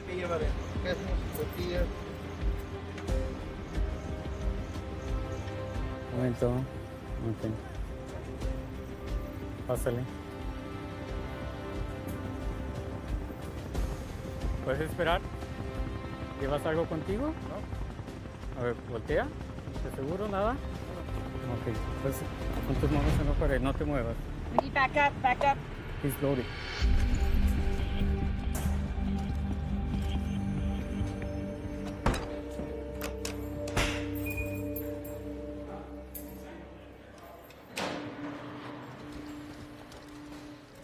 All right, well, the individual had 4 packages strapped to his thighs. We extracted them. It appears to be marijuana at this point. I see a little bit of green leafy substance on here. So we're going to conduct further tests. The packages undergo forensic testing by HSI. Unfortunately, you can't show their faces. Sometimes they're undercover, but for the most part, they're the ones that conduct the testing on the packages. He's cutting the black electrical tape, which conceals the smell and also to keep it nice and tight. He also tried to shape it with in a way where it's consistent with the individual's limbs.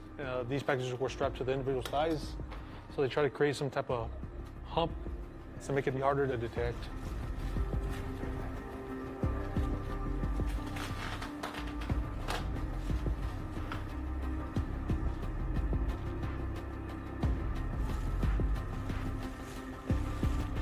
Here we found some fingerprints here on the actual packaging. It's exactly what HSI is looking for. Evidence here that'll be able to link other subjects to the package. This individual, he's not the owner of this. He's just the point to get it across. Mr. Group 119 test kit to determine the contents of the package.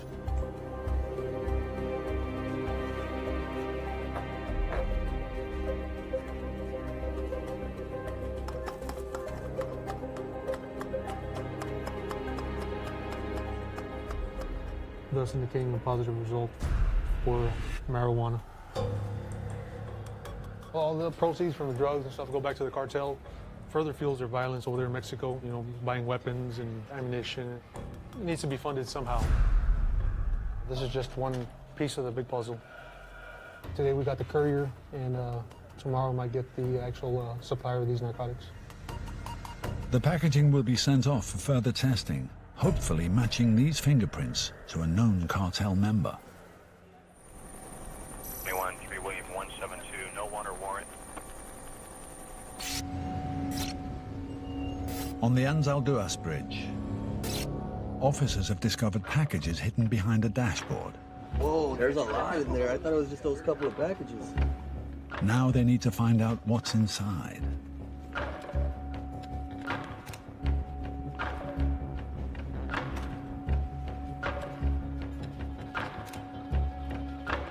So you count the layers, 1, 2, this is 3, 4, another layer, 5, 6, 7, then you have a food wrap that's vacuum sealed, 8 layers, and then there's still another before you get to the narcotic, so 8 or 9 layers. And that's all to throw off the canines, right? And see how methodical it's packed. They lubed that. See that lube?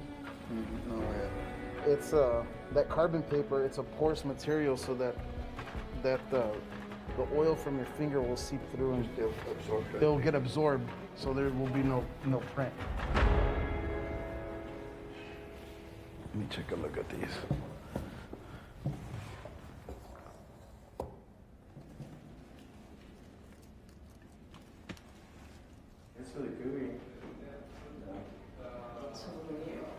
That's different, man. I've never seen this before. You see that, Lee? See how gooey that is? It doesn't look like coke is like real powdery. And if it's fentanyl, I don't want y'all to be hurt.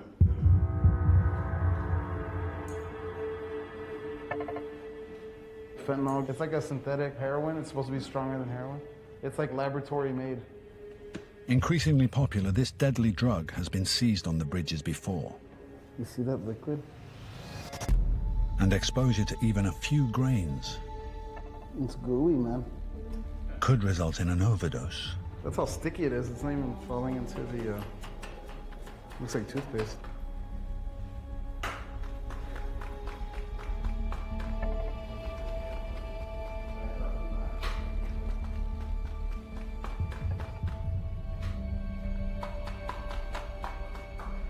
Yeah, so it's negative for methamphetamine.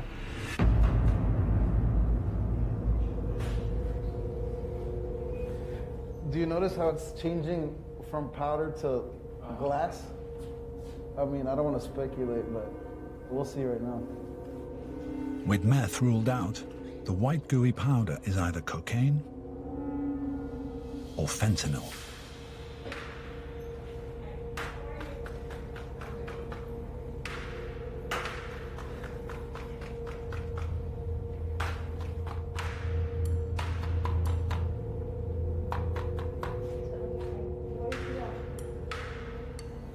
That'll be cocaine?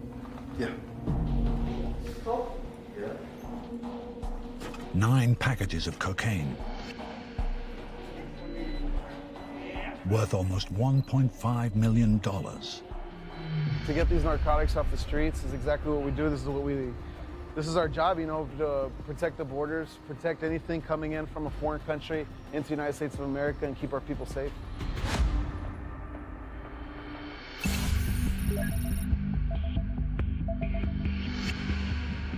Back in Laredo,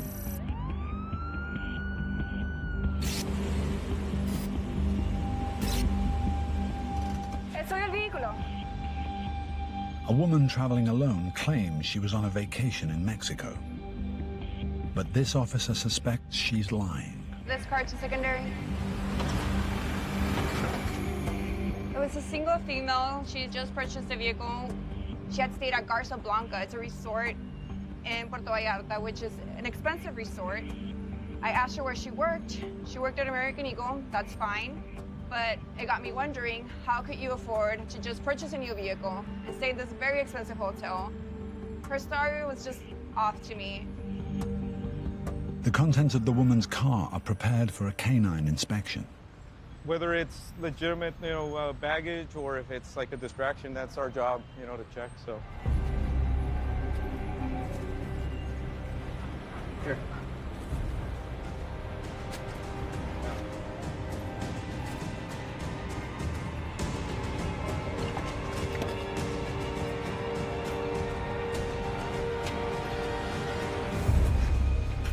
Yeah, he's alerting to bases.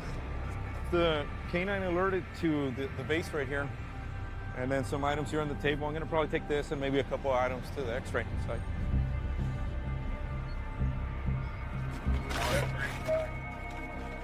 The driver claims she bought these statues as souvenirs. We'll see if any of these items are loaded. The canine alerted on.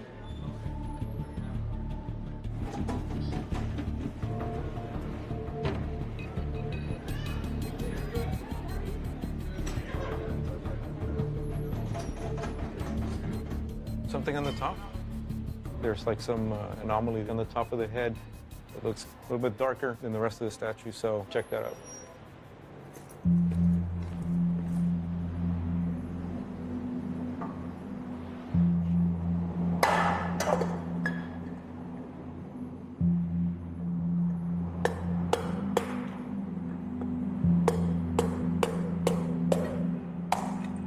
Safe to say there's no narcotics on top of the statue. It's just like a plaster of the mold. Customs and Border Protection will replace the items that have been destroyed. We want to make sure that we don't miss anything. As long as nothing illegal is found in the vehicle.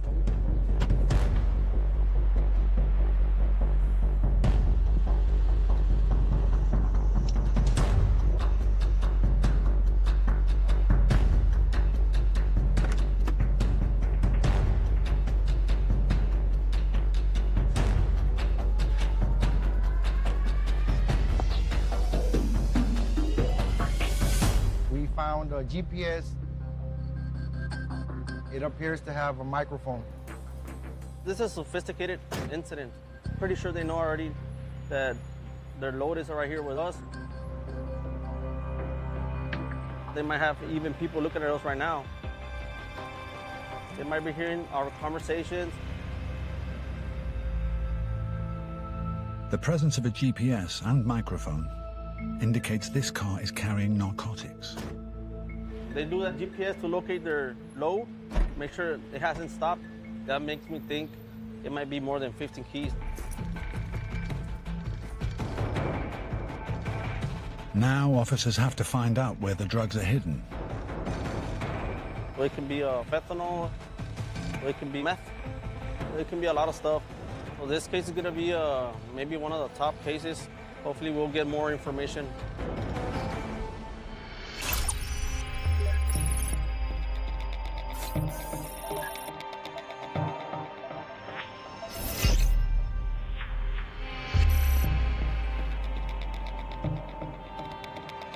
People crossing this bridge come to America for a variety of reasons.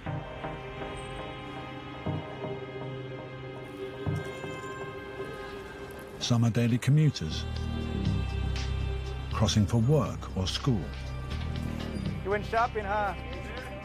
while others have traveled from much further away. Among the regular crossers are people from all over the world who have come here to claim asylum.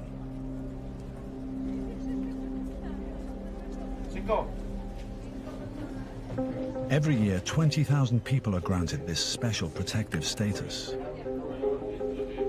But first, they must go through a rigorous process, which begins with them telling their story. Hola, buenas. Buenos días, señorita. Buenos días. ¿De dónde viene? De México, pero soy cubano. Sí. For over 20 years, Cuban refugees were granted special status, able to pursue residency upon arrival.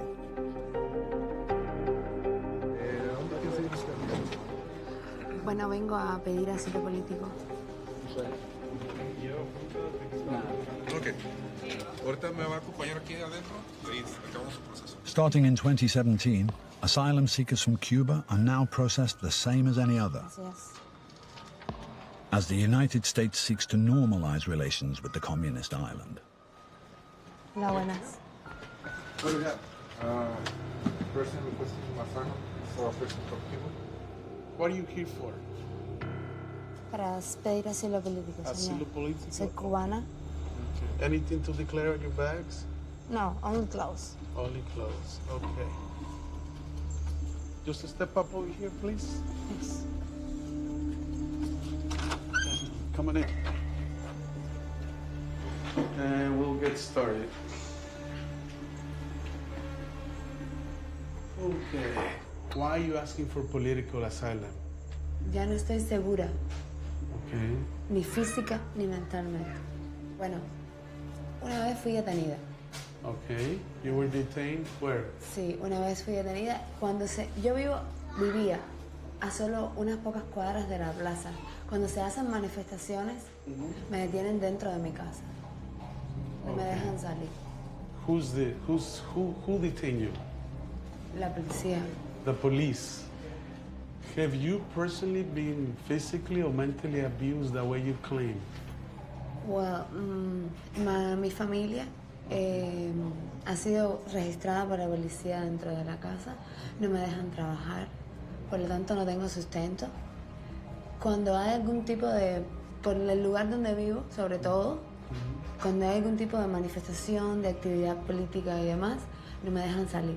Por 2 o 3 días tengo que depender de que me lleven las cosas a mi casa, como la comida, el agua, eso y demás. Who is doing this to you? Who? El gobierno. The Cuban government. Okay. How? Are they sending someone to not to let you go, do anything to work? Or anything? How do you support yourself? Si me mandan a alguien, pues es muy simple, se paran en la puerta de la casa. Ellos mismos. Si no, es vestido de uniforme con un polo de rojo. No. Can you elaborate a little bit more? Cuando en mi país tú no estás totalmente de acuerdo con lo que el sistema quiere, me detienen dentro de mi casa. No me dejan salir. Okay. Y es que no tenemos la libertad de nada. Ni de elegir presidente, ni de ser libres de expresión, ni de... Tan sencillo como elegir el plan de estudio que quiere estudiar tus hijos, por ejemplo. Esas cosas no las tenemos en nuestras manos, no nos dejan, no somos partícipes de nada. Is that the main reason why you're here in the United States today? Even ordinary people who disagree with the regime face persecution and strict controls on how they live their lives. It's gonna be all 10 fingers, one at a time. Don't press, I'll do everything, okay? It's, CBP officers, if they claim fear, we have to process them, and an asylum officer will make a decision on her, whether she gets to stay or she gets back to her country, depending on the credible fear that she claims. She is now entered into the system. Okay. 1, 2, 3. Joining the ranks of other Cuban citizens waiting to find out whether or not they can build a new life in the United States.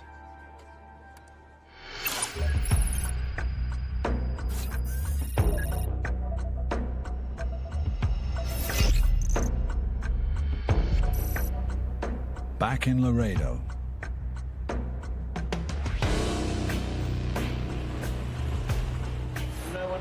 ¿De dónde vienen hoy? De Monterrey, Nuevo León. ¿De dónde viene, señor? De Monterrey. ¿A dónde van? A car's been referred for further inspection because officers noticed it riding suspiciously low to the ground.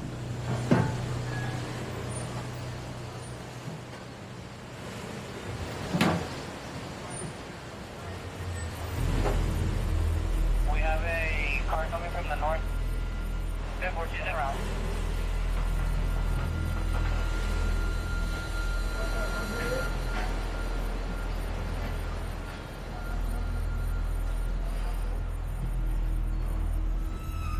Hello guys. How are you? Good afternoon. Where are you traveling from right now? Hidalgo, Conali. Can you remove your glasses for me, guys? From Hidalgo? What was the purpose of your travel to Mexico? We're biology students. You were selected for an inspection, so I'm gonna have to get you all out of the car and everything that you have in your vehicle, luggages, if you can place them on the table for me. Okay.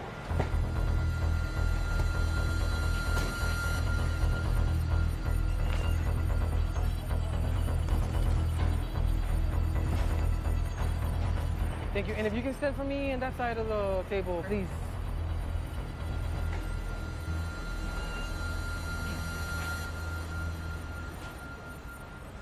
What's in here? Mostly my clothes and camping gear. Camping gear and clothes.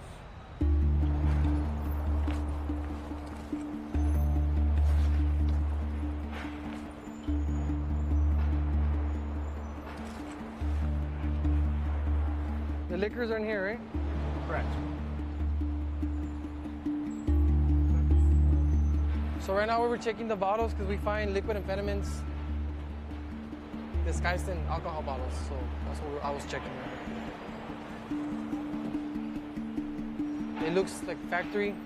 The seals, are there any seals are broken? So they're fine. Lane 6 on the gold cover Infinity.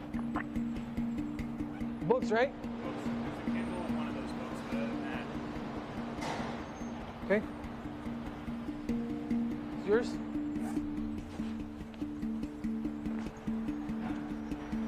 I do have an EpiPen in there. Right here? No, not in there. Where is it located at exactly? Okay, that's fine. That's fine.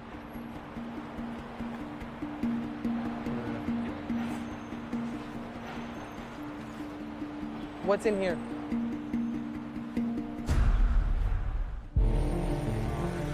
On the next bridge over,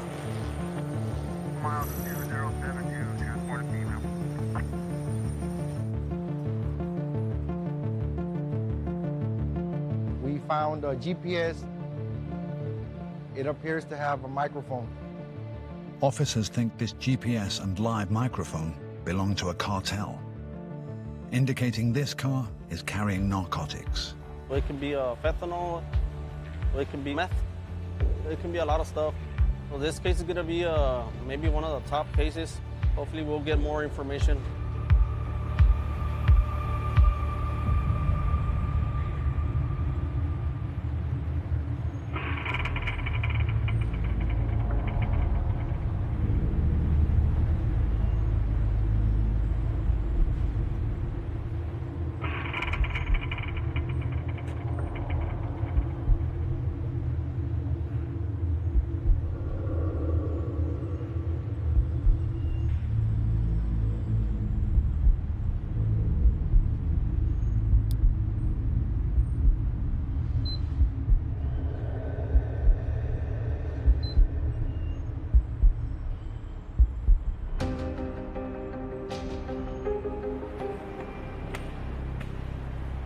So one of the officers just scraped a little bit, enough.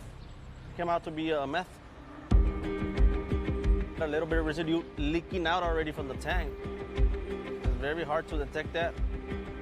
The crystallized residue underneath the car means there's a liquid form of meth inside the tank. We don't know how the compartment is divided inside the tank. Now officers must figure out how to extract it.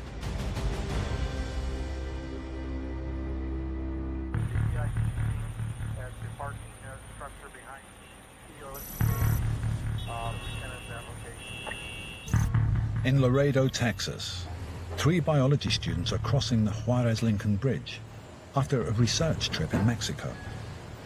You have an inspection. Officers are inspecting the vehicle because it's riding suspiciously low to the ground. What's in here?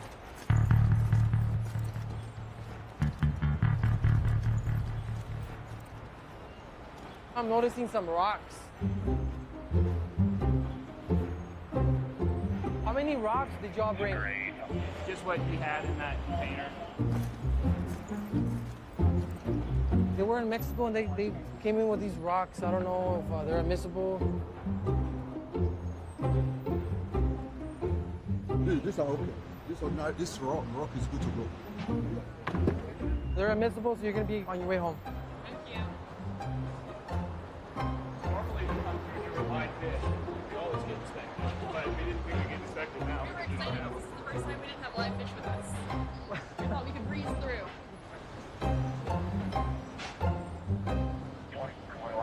Our friend wanted the rocks for his aquarium at home.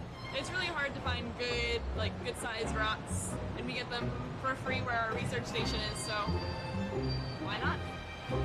We thought it was going to be a nice, easy cross at the border this time, but the rocks messed everything up. So these are your passports, your keys? Thank you. And I need these back. Yes, thank you guys. Yes, let me grab it first.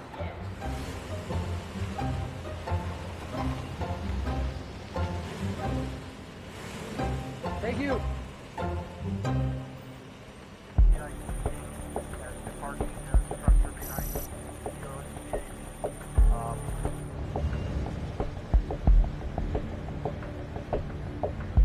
¿Dónde vas, hijo?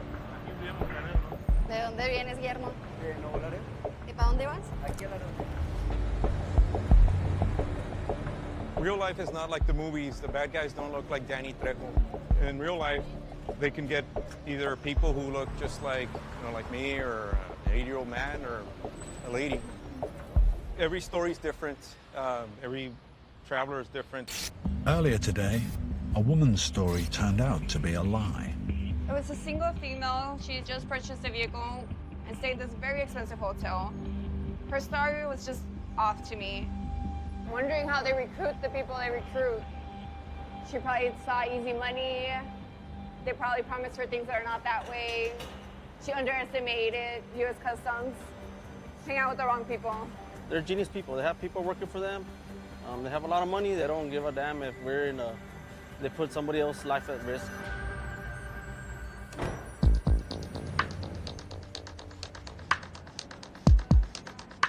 A liquid form of meth has been discovered leaking from her car's gas tank. The hazardous materials unit has been called in to extract the toxic drug.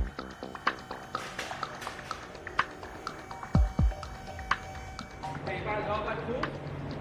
Yeah, we're getting our guardrail right now. Stop the break. Yeah, that's what we're looking at. We'll get rid of the... I think we're going to have to let you all that. We're going to have to remove the muffler, the drive shaft, bracket right here. As of yet, officers are unsure if the liquid meth is stored in an artificial compartment within the gas tank, or if it's mixed directly with the petrol. The only way of finding out is removing the entire gas tank. Whoever prepared the vehicle, they've done this before because it's hard to tell where the tampering is.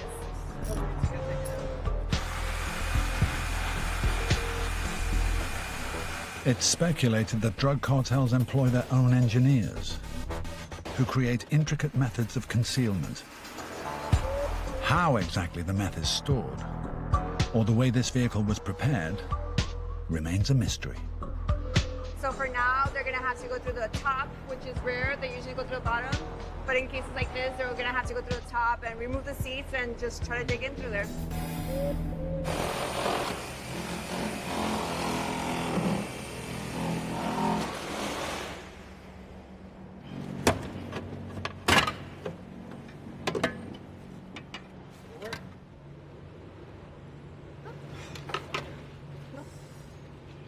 We've never had this much difficulty getting it out. I can imagine how much difficulty, how much hours they put into this.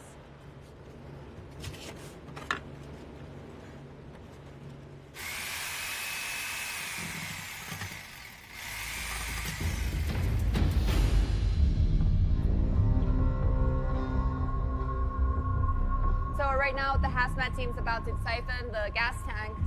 They're gonna try to get everything out right now. Sometimes it's mixed together. It's always different. You never know what you have.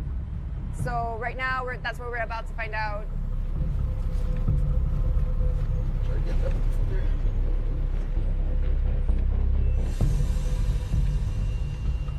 Coming out. Keep going. Ready? Put the light on the line. Put the light on the line. On the line. Whoa! It's already crystallizing. See it?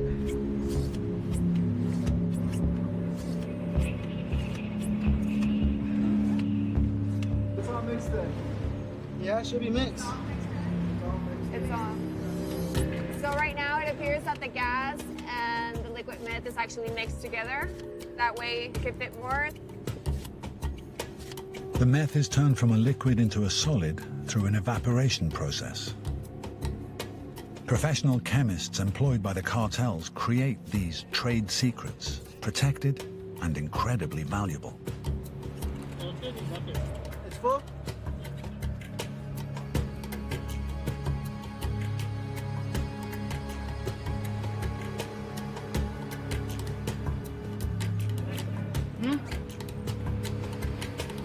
Like pull it out a little bit and then stick it in there again. Go, pull it out, pull it out. Right there, right there. Hold it right there if you can, please. Yeah, because right there is...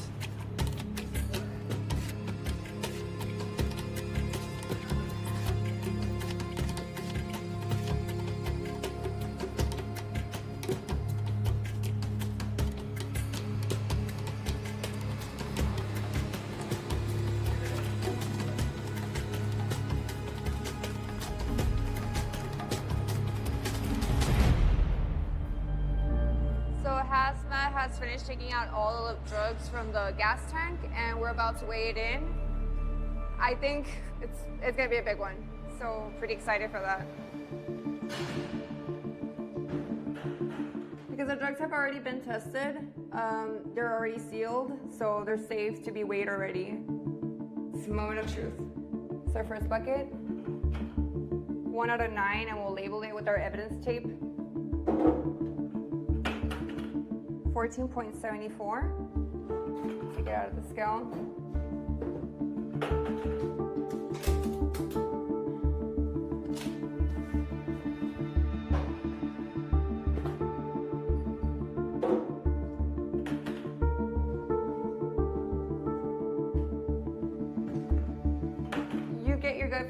have intuition. She probably had no idea how much she was carrying. She didn't realize how much consequences would come with such a huge load. I think females, we know when someone's lying.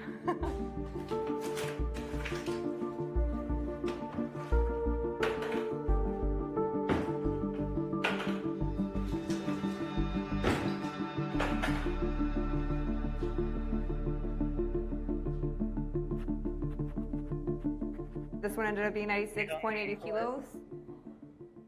This is one of the biggest seizures this bridge has ever seen.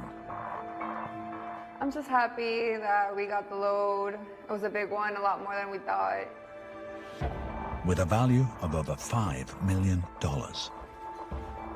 Just when I'm done with this, I'm gonna go take a nice nap and get back to work.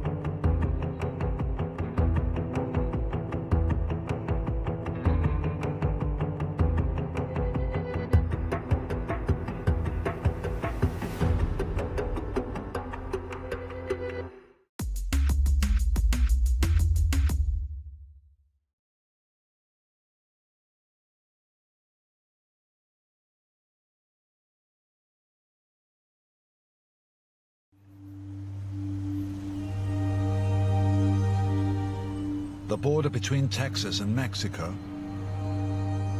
is created by the Rio Grande River. 28 bridges link the two countries. This is the busiest international crossing in the world. We all have one common mission: to safeguard our nation's borders. Can you pop the trunk, please? Any drugs, weapons, $10,000 or more? Protecting it, a force of over 5,000 highly trained officers. Go ahead and step out. 90% of our travelers are legitimate. It's just that 10% that we're looking for. Their biggest enemy? The narcos. We've had high-ranking cartel members to low-ranking cartel members. Just like we try to study them, they're studying us. They hot stuff and everything. Meth, cocaine, heroin, bingo. Here, events that are the stuff of fiction couldn't be more real. These are the gatekeepers of the most talked about border in the world. I'd be happy doing this till the day I die.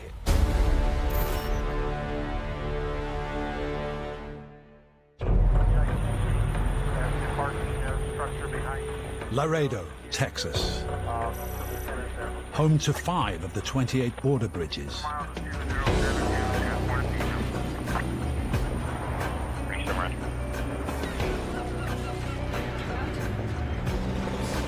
This land port processes more vehicles, trade, and people than any other in America.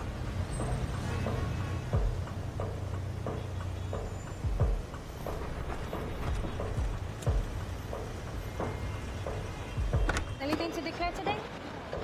¿Dónde viene hoy? ¿Permite la cajuela?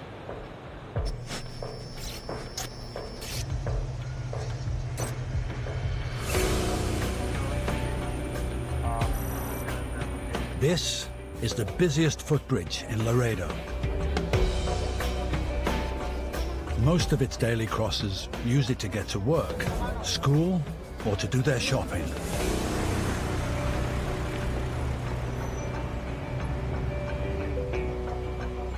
I'm from here, from Laredo, and it means something because you've lived here your entire life and you see people and you get to know people around here in the community. So now that working in the bridges, you know, it gives you a different aspect of what's really coming in with all the contraband, with all the people trying to cause harm to the homeland.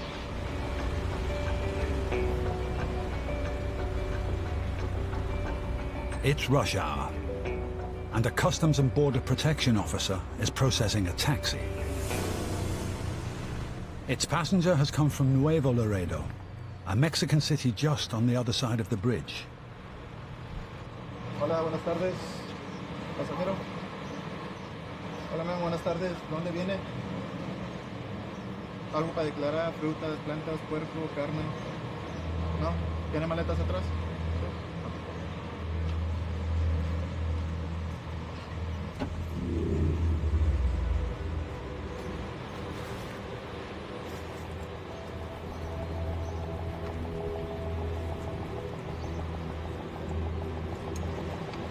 Heavy. Officer Benavides. Yeah, the bags are kind of heavy. Yeah, I can check it inside. Yeah, actually. The bags, they were kind of heavy.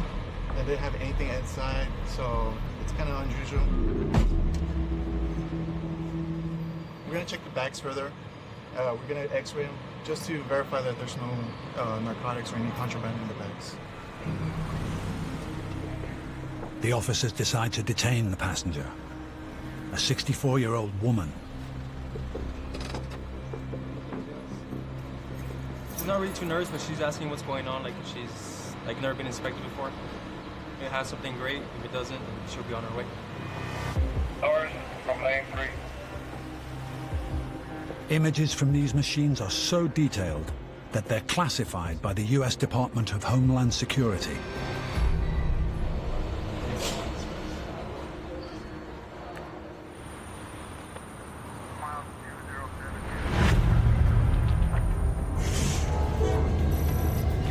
Much of Mexico's $120 billion exports into Laredo come via the railway bridge, where over 4,000 trains cross each year.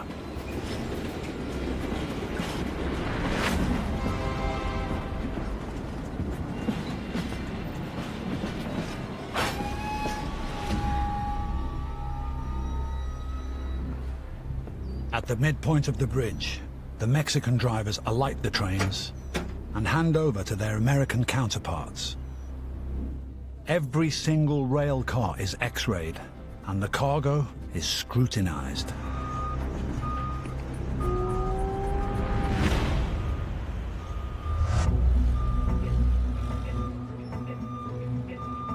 You ready?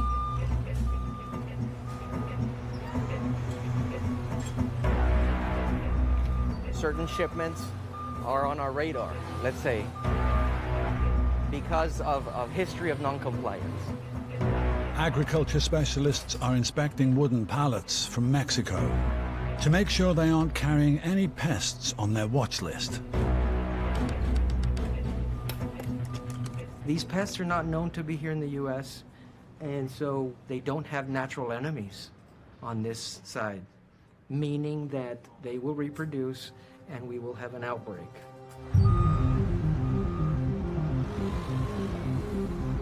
Can you put it on top? We're protecting agriculture, we're protecting our American farms, and we want to keep our environment safe from these harmful insects. We're all the science nerds of CBP, and you have to have a passion for it. Any kind of wood packing that's used has to have this stamp. This is letting us know that it's been treated This is coming from Mexico. This is the facility number, and this is telling us that it's been heat treated. So there shouldn't be any live pests.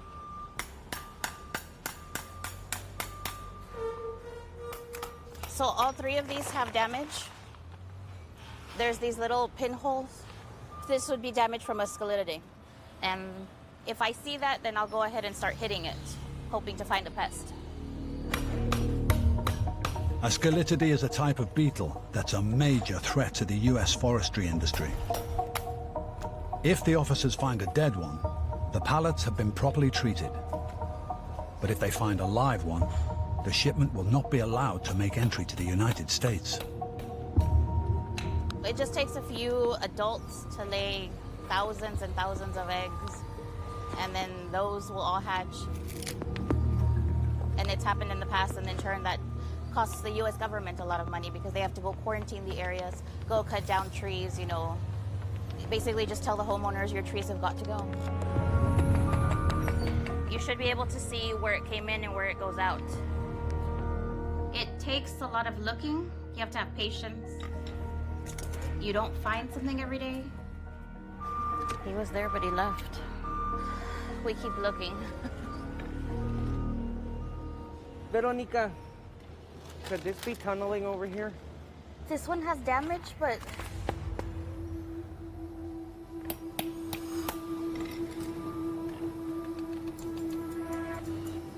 do you see the damage?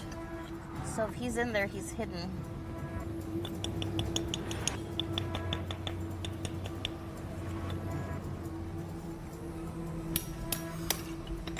Oops. Ooh, nice. Look at this right here. Look. There it is. Get it? Yeah. This is a scelididae right here. It's the beetle larva. That's awesome. Like finding a needle in a haystack. Now we just need to check to see if he's alive.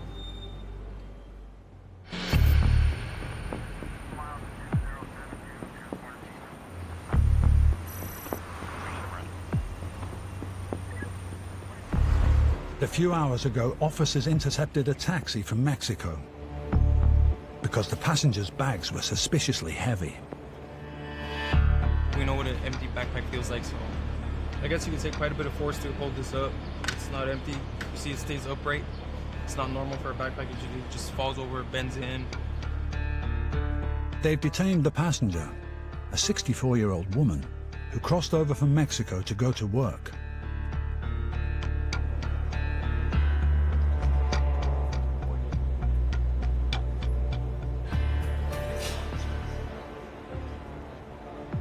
In this case, it is really an anomaly, meaning something's there that usually isn't there.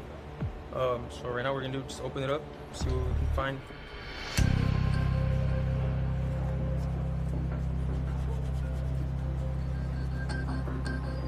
There is something here. It shouldn't be there. This right here, it's not normal right here. What we're getting, it's a cracking sound. Usually when foam doesn't crack. Cracking sound usually means could be one of two things. There's some sort of glass. What you associate glass with is methamphetamine. So right now what we can do is just test it. Hopefully it's positive. Crystal meth is fast becoming the most smuggled drug on the border bridges because it's cheap for the narcos to make. In the last 6 months, Customs and Border Protection has seized 23,000 kilos from traffickers. Seats! Seats! Seats! Seats!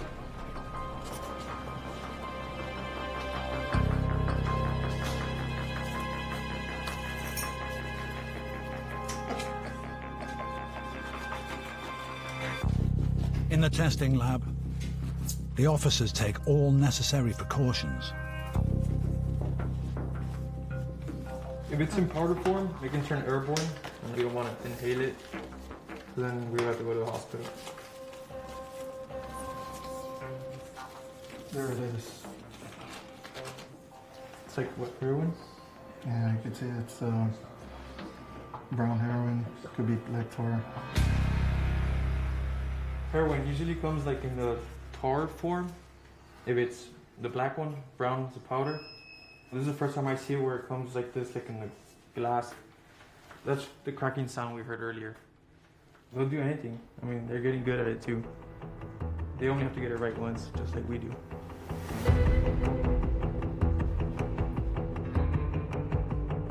Right now we're going to test that package. This device, the Thermal Scientific Gemini, detects any narcotic, any pharmaceutical, so hopefully we'll get a reading. The testing system uses a laser to identify over 14,000 chemical substances. Usually takes a couple seconds, it could be a minute or 2 minutes. Right now it's taking a while. Hopefully it'll give me a result.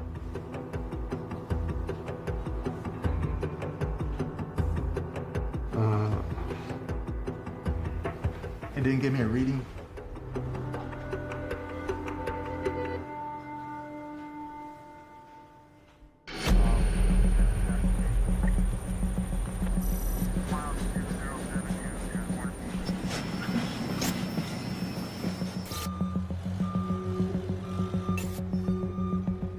Agriculture specialists have found what they think might be a microscopic pest, capable of inflicting devastating damage to American forests.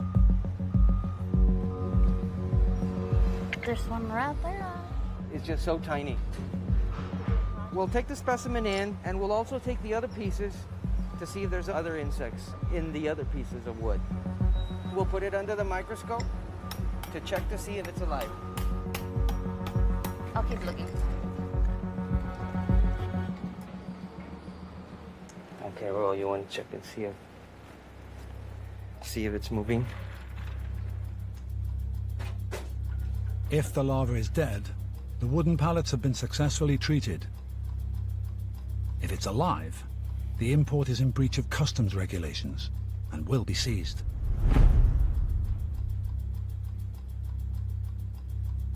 This is the family of the longhorn beetle, and this is the adult form of what we encountered. And the longhorn beetle came from Asia and attacked trees in New York City. I think it was 1998. And areas in Amityville lost a lot of trees because of this longhorn beetle. And because of that, we all were put on high alert to inspect wood coming from foreign countries. So, larval, adult.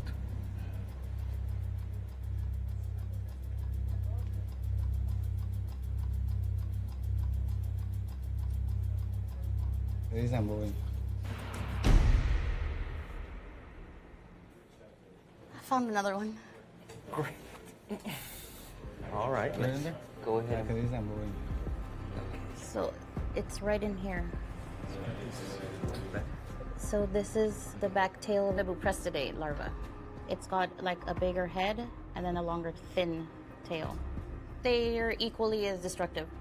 It's just this one, it turns into a different adult beetle. So let's see if it's moving.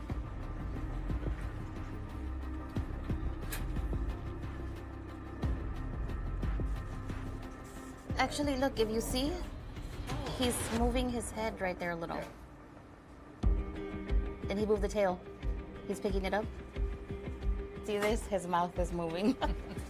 It's not a needle in a haystack. It's something smaller than a needle. You could go a month and not find anything.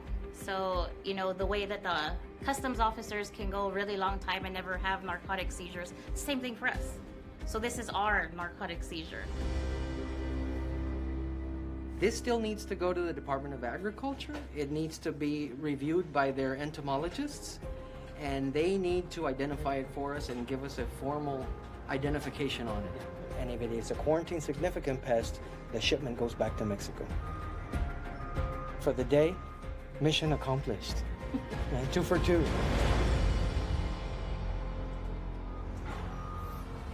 Do you like my pink gloves? Hey. I did that though. They were. Oh, did you? I did it with a pink Sharpie, and then I was outside working, and with the sweat, when I took them off, my hand was pink. Documentos en la mano, por favor. Documentos.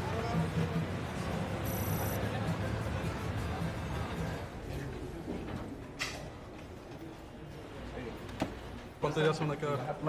Una semana. This is one of the biggest southern border ports in all the U.S. So we do have a lot of passengers try to come in with false IDs, bringing IDs that are not them, but they look like us, their cousins, their family members. So we do get a lot of those infractions daily here in Laredo.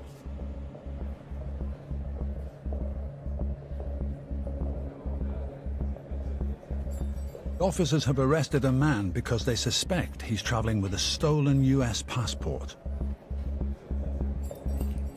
They believe he tried to match his clothing to the man's in the photo.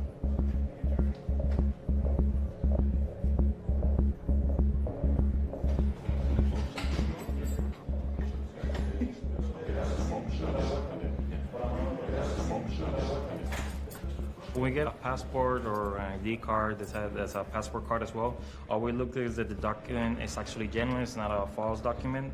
In this case, this is a valid passport. It seems pretty good. Physically, it looks very real. It's very authentic.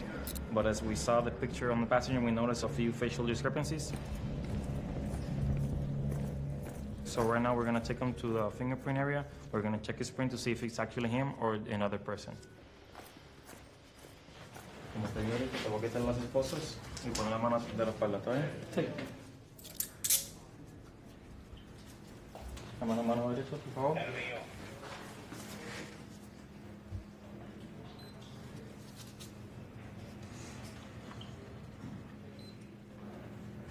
Mírese la cámara.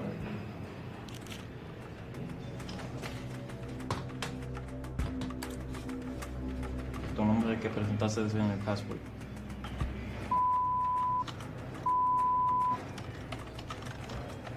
¿Fecha de nacimiento? 9 de junio. ¿De qué año? 78. ¿Da la vuelta de nuevo? The date of birth matches the one on the passport, but they won't know for sure whether he's the real owner until they've run his fingerprints through a national database.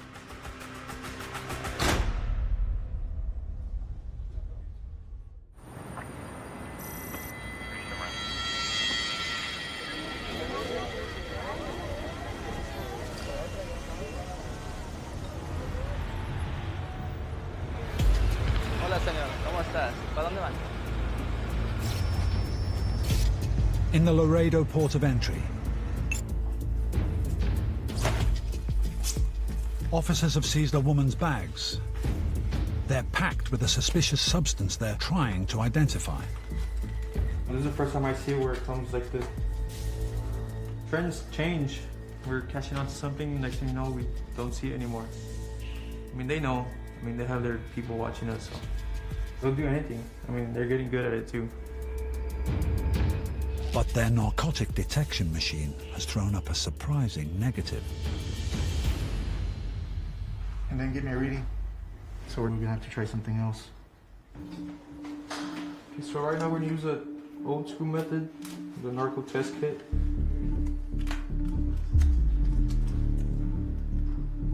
If it's heroin, it should turn this greenish teal looking color. We gotta break them in order.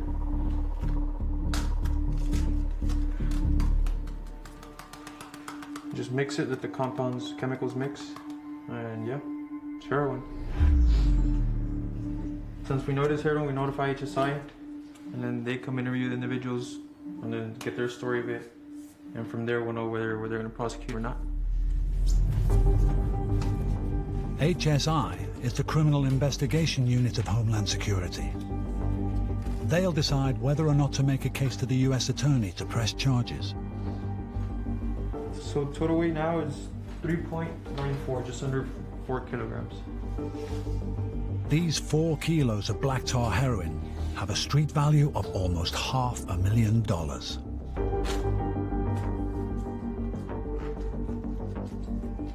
Heroin is currently one of the biggest epidemics we have. So a little less we can have on the street, I mean, the less chance it gets to our cousins, our family members, our friends. And that's what we're here for.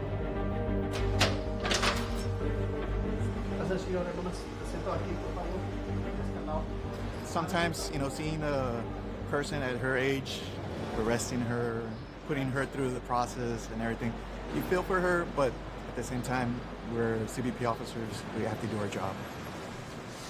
She chose the wrong path in this situation, and, you know, hopefully she'll learn her lesson.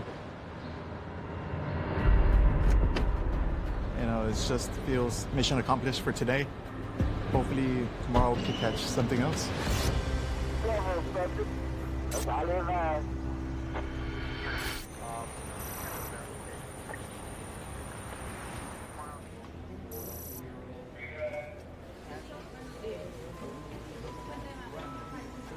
Documentos en la mano.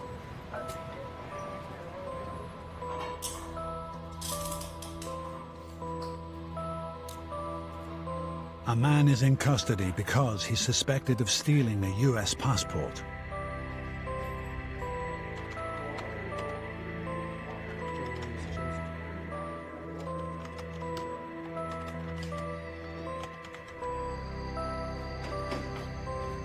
The passport and the photo on the passport, they look a lot alike, but then we noticed a few facial discrepancies.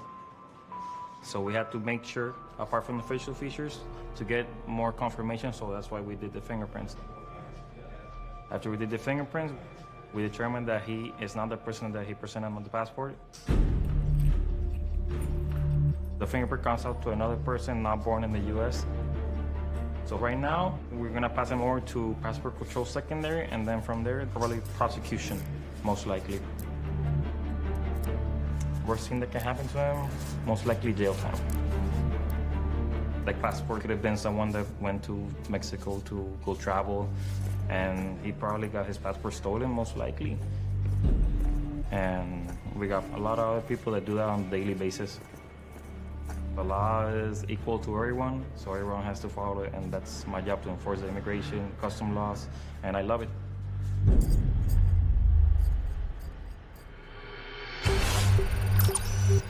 Of the 28 bridges that cross the 1,250-mile-long Rio Grande, this is the longest.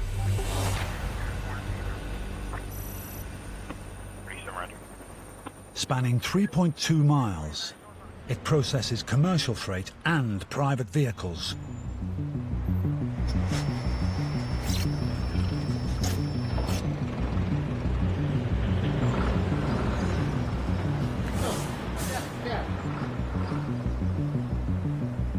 We search commodities, trailers, vehicles on a daily basis. Here, Customs and Border Protection officers have seized a truck carrying 32 pallets of cardboard from Mexico. They had reason to be suspicious and called in the K9 unit.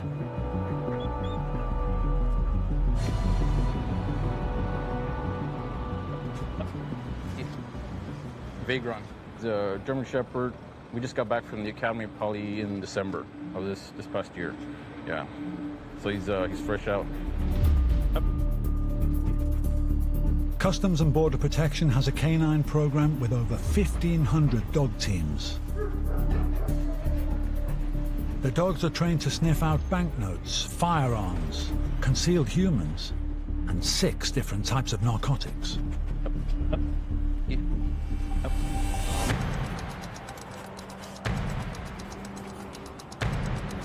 He's alerting to the floor here. He pulled me back to it, picked up his head, looking at that area. So from here, I'll tell the inspector, you know what, I want to check the commodity and the floor.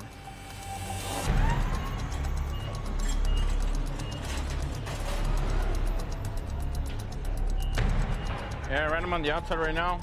He alerted on the bottom of the floor on the back over here. So from here, they'll offload it. Then we'll go ahead and run it, see if we get anything in the commodity. Run the interior of the trailer, see if we get anything there. If we get something on the commodity or the trailer, that's always the inspector, go ahead and check that area out. So they'll tear down the whole pallet, make sure nothing in there.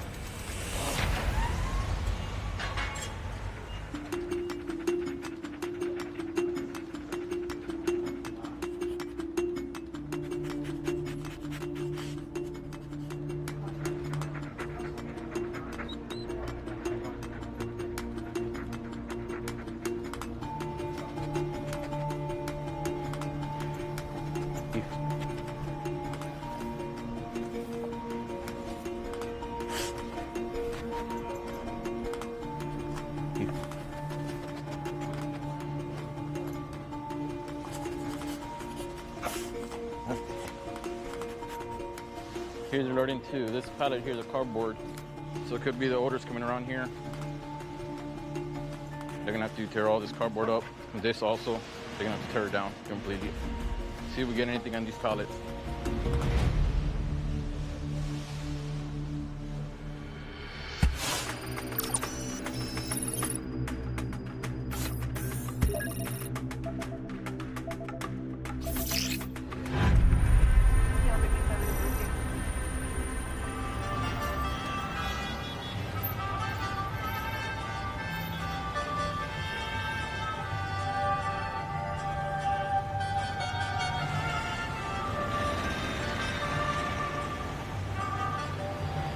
I can't believe it's so busy today.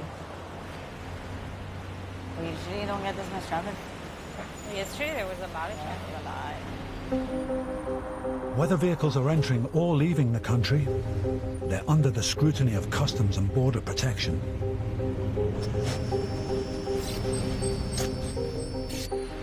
Old car, no tags. Can you check that?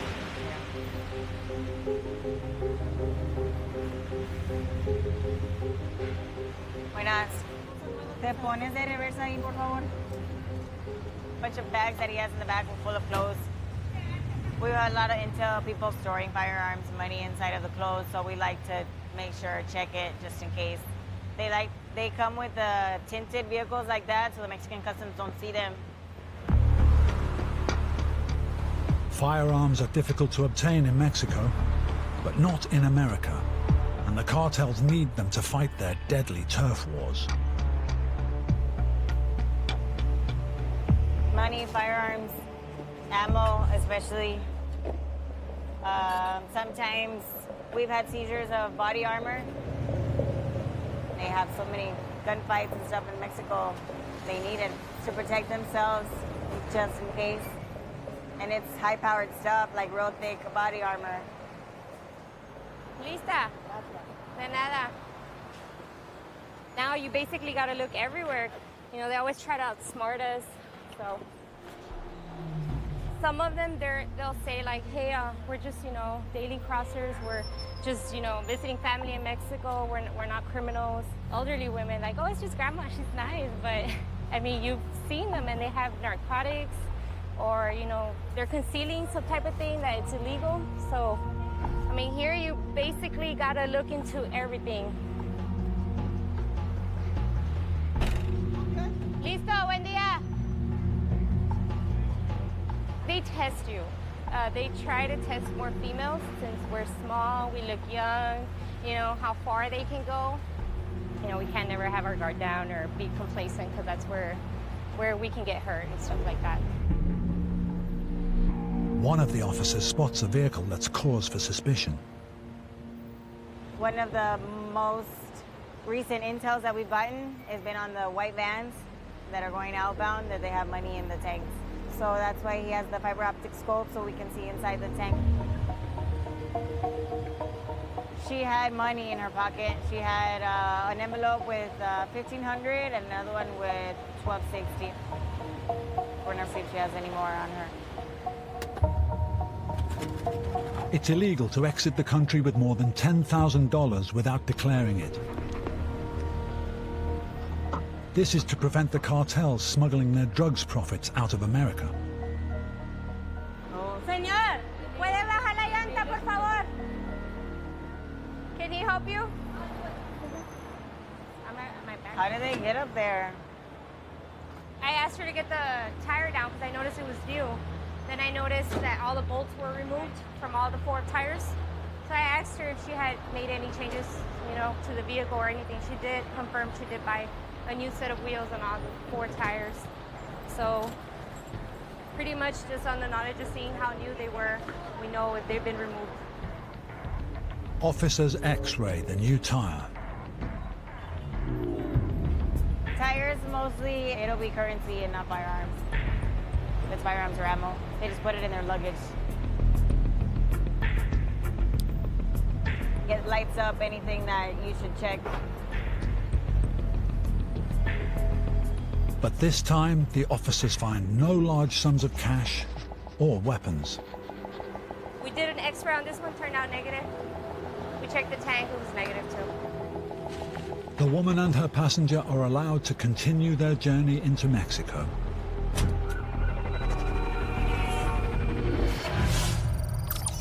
"170 miles east, along the Rio Grande.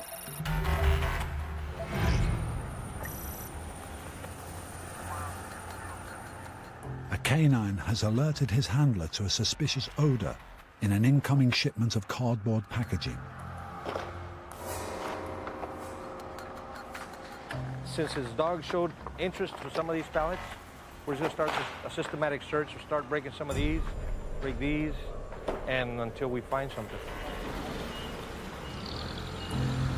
The forklift truck drivers are building a barrier to provide privacy from any spies the cartels have planted.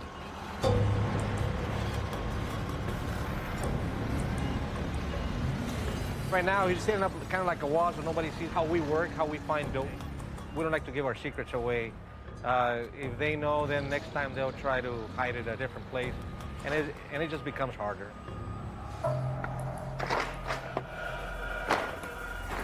The officers on this bridge are dangerously close to a city under siege from warring drug lords.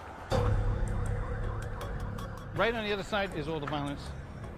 Less than 3 miles away. The bridge is 3 miles, right on the other side is Reynosa. And it's all happening right there. They're in a big turf war over there. Cartels fighting for turf. Feel bad for the people over there. There's times late at night when it's dark, you can actually see the gunfire from this side. That's how close it can be.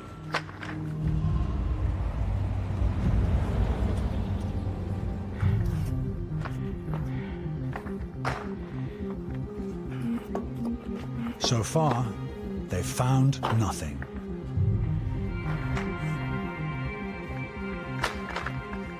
We'll hit another pallet.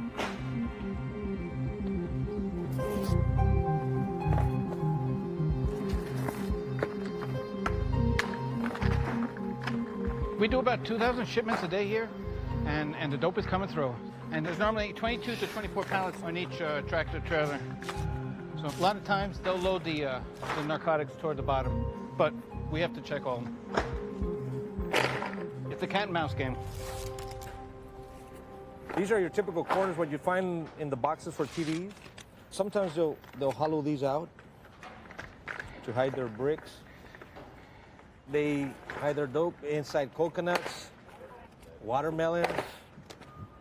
We've seen them in disguised as limes. They hide it in many ways. Okay.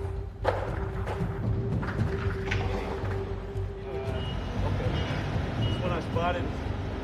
Compared to this one, that's relatively clear. But when I put this one here, the same length, we're looking about an inch wider on the roll.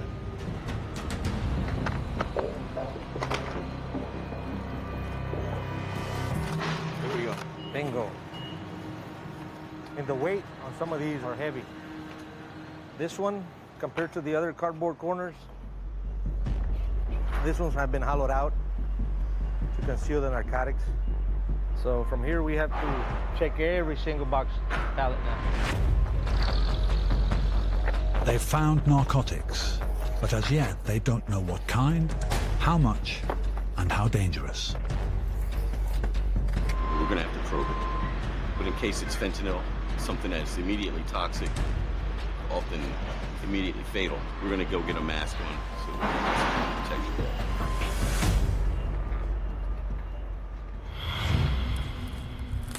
You see the vacuum seal. Try to keep the narcotics together and control the odor.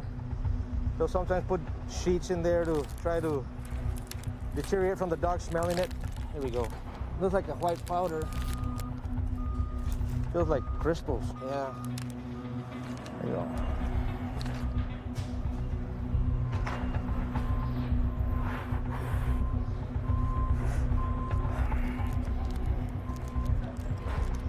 Starting to turn? Starting to turn. See it, violet, turning violet. Positive for properties with crystal meth right there. I'm gonna go ahead and grab the driver and bring him in.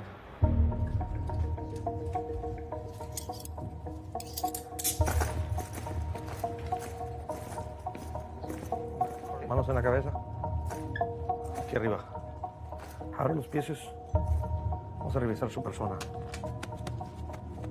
What we're doing here is a pat down just for officer, first of all, for officer safety, to make sure that he doesn't have any weapons on him. Para acá, quitar los zapatos, señor. Other times they'll put a little compartment in the boots or the shoes themselves, a false sole or something like that, and they'll hide something in there. So we need to check every part of their body. Good. ¿Se siente bien, señor? Nada. Ok. No tiene enfermedades, nada. Ok. ¿Medicamento? ¿Tomando medicamento? Ok. Ahorita pasamos para acá, por favor. Por esa puerta. Ahí donde estaba sentado. Somebody's going to call the agent. We're going to interview him and see what he says, get his side of the story. The officers will transfer the driver to the custody of their colleagues at HSI, Homeland Security Investigations.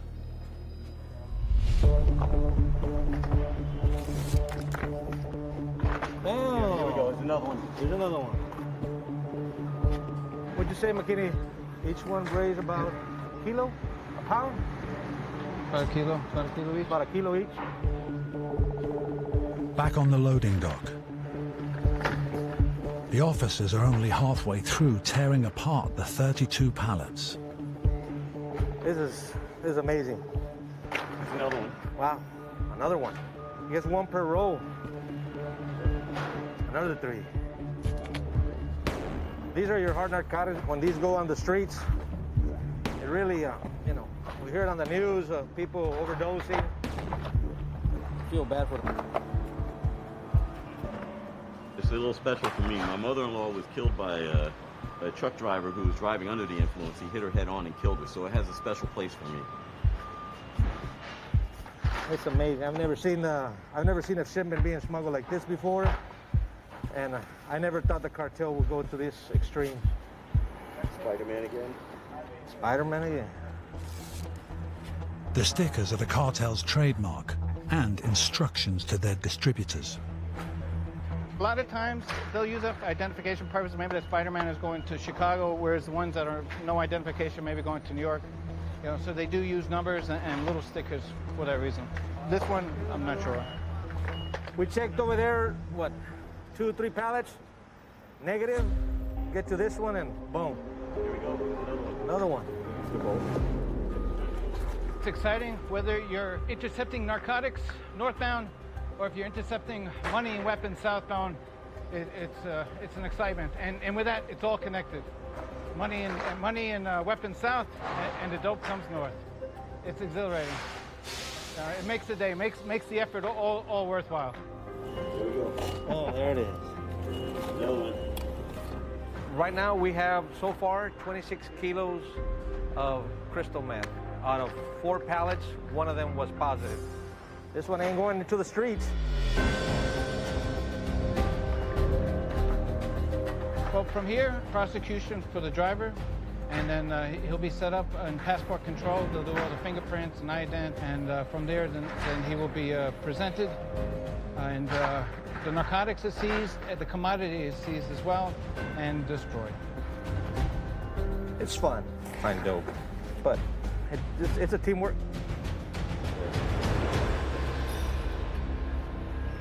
Good.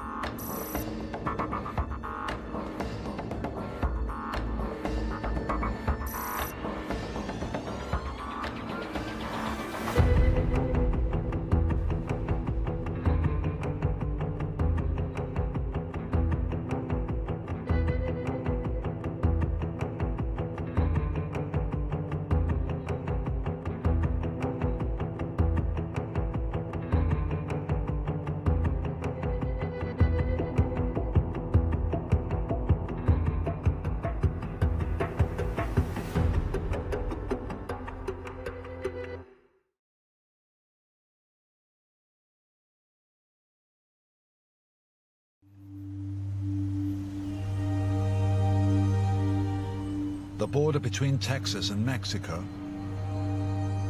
is created by the Rio Grande River. 28 bridges link the two countries. This is the busiest international crossing in the world. We all have one common mission: to safeguard our nation's borders. Can you pop the trunk, please? Any drugs, weapons, $10,000 or more? Protecting it, a force of over 5,000 highly trained officers. Go ahead and step out. 90% of our travelers are legitimate. It's just that 10% that we're looking for. Their biggest enemy? The narcos. We've had high-ranking cartel members to low-ranking cartel members. Just like we try to study them, they're studying us. They hot stuff and everything. Meth, cocaine, heroin, bingo. Here, events that are the stuff of fiction couldn't be more real. These are the gatekeepers of the most talked about border in the world. I'd be happy doing this till the day I die.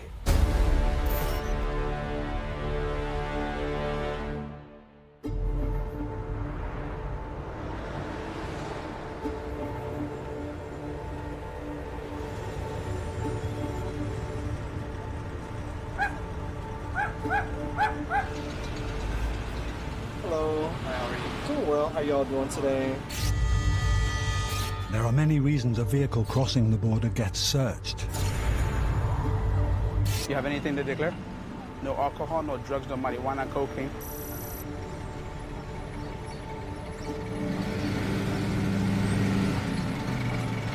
An officer might have suspicions that warrant further inspection.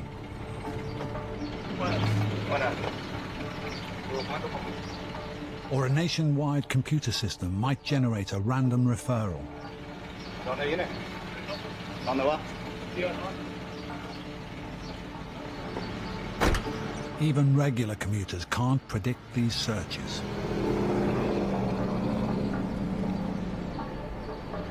Okay.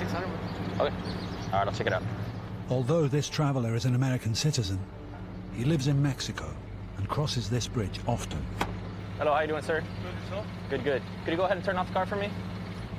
All right. Anything to declare? Nothing. Any drugs, weapons, $10,000 or more? No? All right, sir, I'm gonna have you go ahead and open up the hood for me. Go ahead and step out and wait by the table over there for me, please.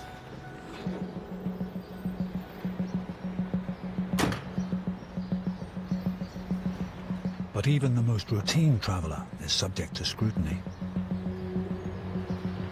These random inspections are designed to make it more difficult for the cartels to traffic their drugs. Right now, we're just inspecting the vehicle, making sure that if there's any anomalies, any kind of tampering, anything that looks out of the ordinary. So I'm just gonna go through the vehicle and see what we find.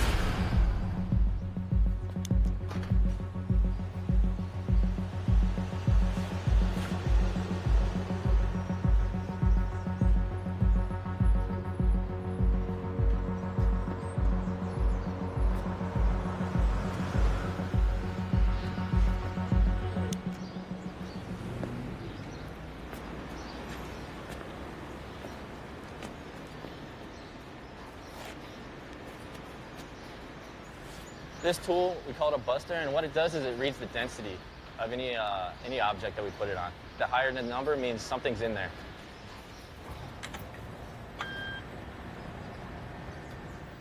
I'm getting back readings of between 65 and 75. So it looks like something is probably in this tire right here. The tire is giving us a high reading on the buster. So the spare tire, just go ahead and check out the spare tire and see what else there might be, okay? That's the area of interest. Every canine on Customs and Border Protection's force has their own unique way of letting their handler know when they smell something illegal.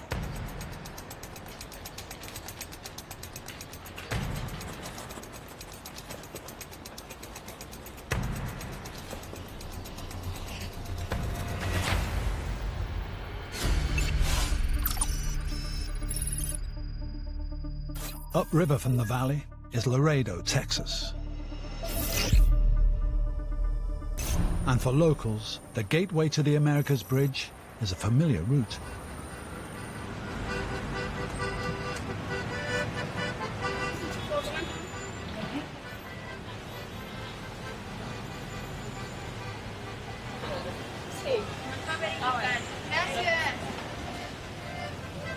Any IDs, passports?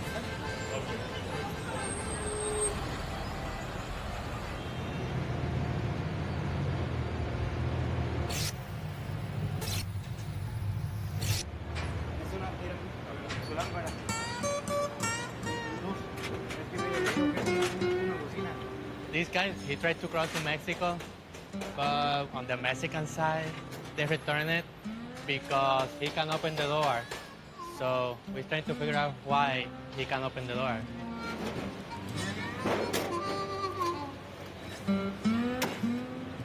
¿A qué te dedicas? Compro cosas. Compro cosas y las vendo allá de donde yo soy. He's saying that he bought them off in what they call La Pulga. It's like a garage sale, but it's bigger. But the thing is, where he say he bought it, there is no pulga there, so it's kind of weird, the story.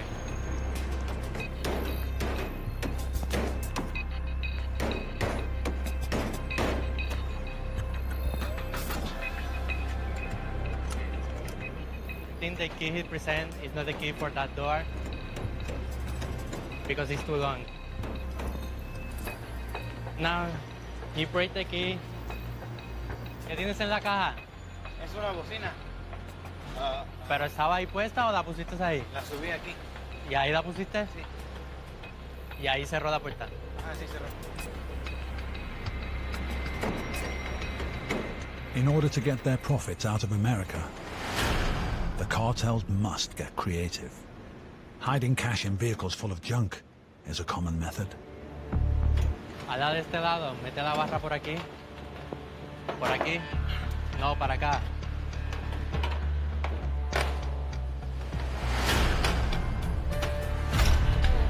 Holy sh...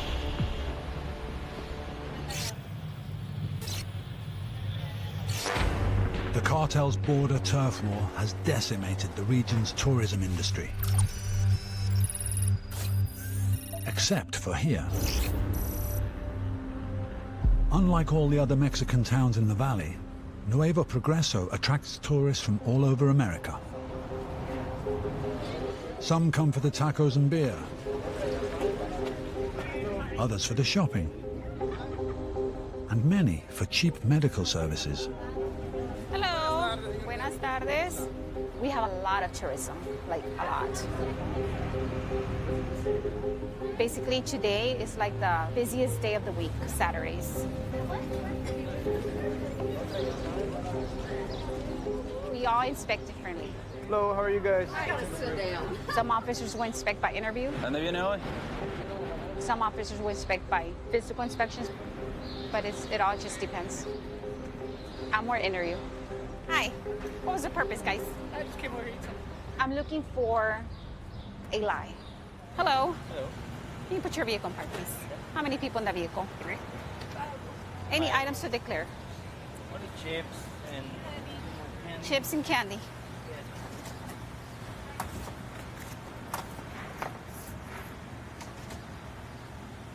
And what do you do for a living? Your occupation? Is this the first time you crossed this vehicle over there? Is it back open? Sure. Basically, prior to interview, verifying the identity of the document, making sure they're not imposters, like there's so many things, but we only have about 60 seconds to get that done. Excuse me. Passports? Yeah, you can go through the outside. Excuse me.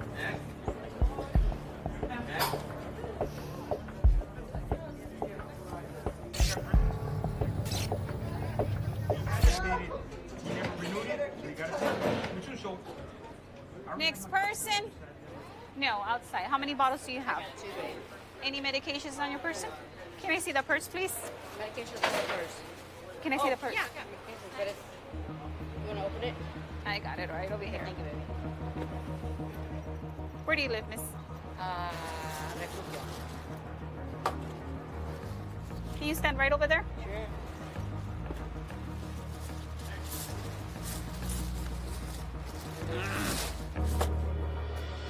Officer to pedestrian for referral. When I asked if you had any medication, just state what you have, miss, okay? Once I search, that's the time when I told you. You were selected for inspection.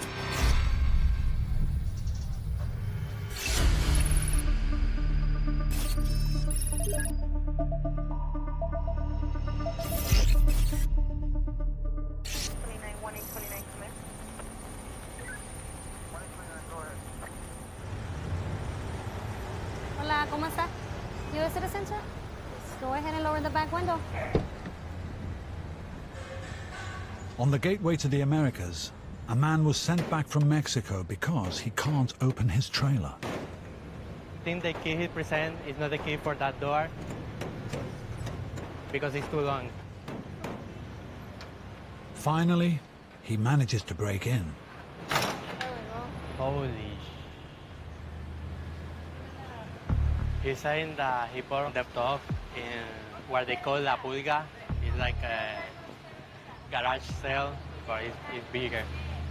But the thing is, where he say he bought it, there is no pulga there, so it's kind of weird, the story. And officers suspect there might be cash hidden inside. Ask him who went with them over there. ¿Cómo? Because who went with them over there? Because I want to get to like the point. How did he get all this stuff in here? Who packed it? Who else packed it? ¿Quién puso todo eso adentro? Me ayudaron a subirlo. ¿Quién? El señor que me lo vendió.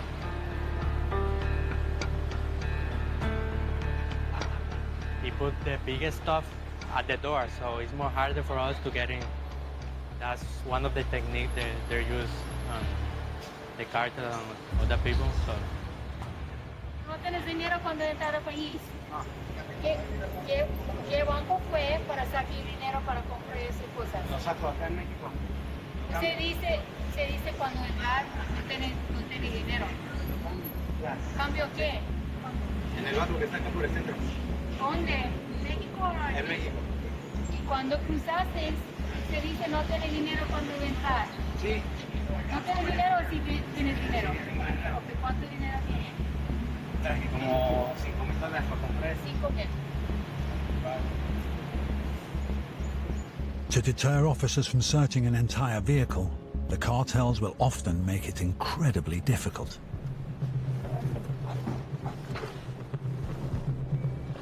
Can I borrow your flashlight?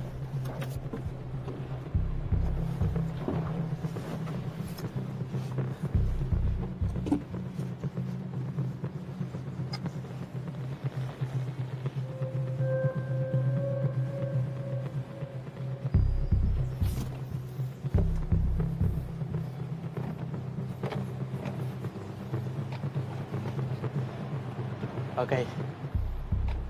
It looks like he had like a false end. It's not the end. It's not the end? No, like on the bottom, he has stuffings on the top, and he has like the panel like this.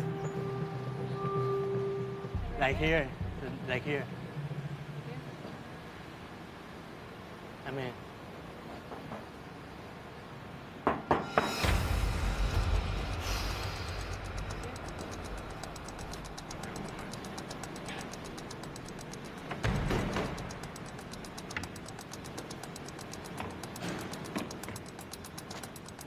Canine dogs are trained to smell a variety of items, including currency.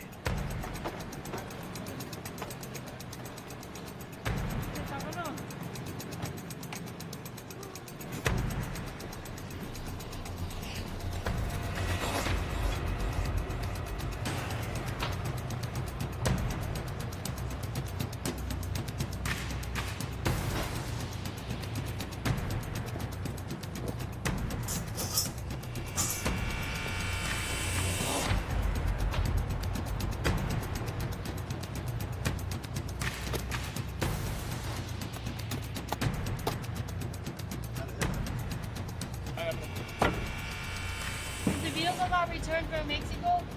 Most likely it's gonna have money in it. Some of our previous seizures, they'll have the money just stuffed inside the shoes.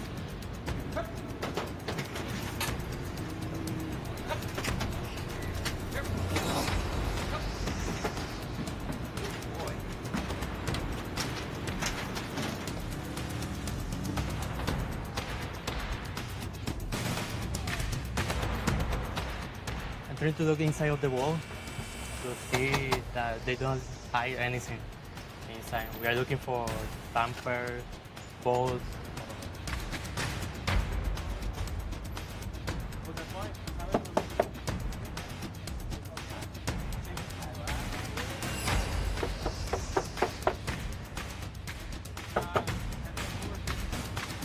The truck is clear, so we're gonna release the guy.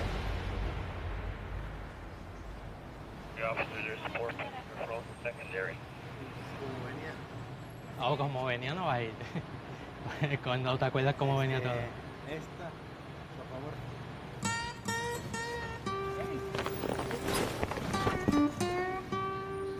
Hopefully, on the Mexican side, they don't make it like taking out everything again.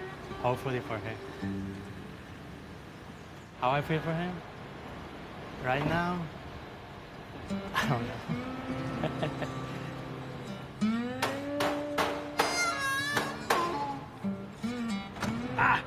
Perdón.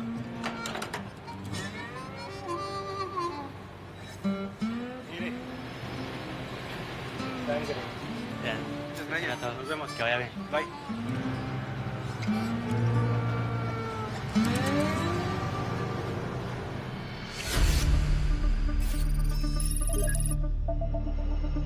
It's Saturday, and on the Progreso Bridge, it's the busiest day of the week. Officers have detained a woman for failing to declare her prescription medication.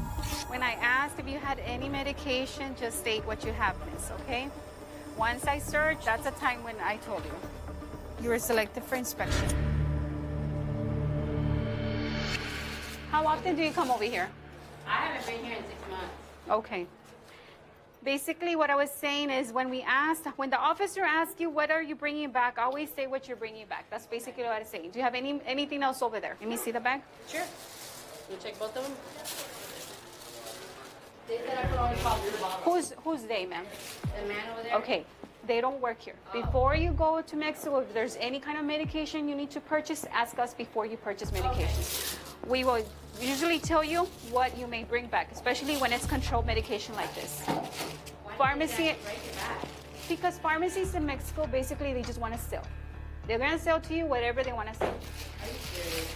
I paid a lot of money for that. I'm sure you did. But now it's up to the supervisor what is it that he wants to do. Basically, you may be subject to a fine or he may make another decision. So basically, I'll just ask the supervisor. Supervisor Rex, can you come to processing? Back at the far bridge, what was meant to be a routine computer-generated inspection has turned out to be something much more. I'm getting back readings of between 65 and 75. So it looks like something is probably in this tire right here.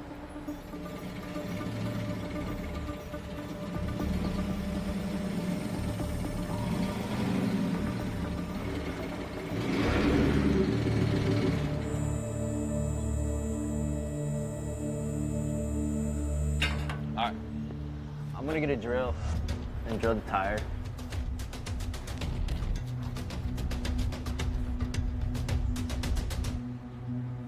Let's see what we get.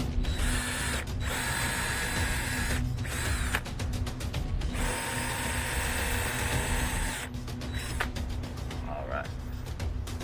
So I got a little bit of a green leafy substance on the tip of my drill bit. So that's indicating that there is narcotics in there and that more than likely it's going to be marijuana. It really won't help lifting it up. Just push it up. Ready? Ready? Watch your eyes, close your eyes.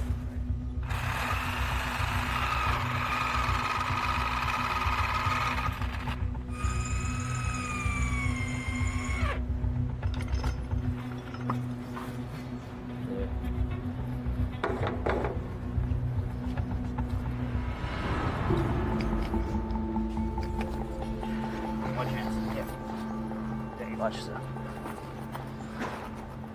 Don't cut each other. Want to flip it over? Do this? Okay. Cut it. Yeah.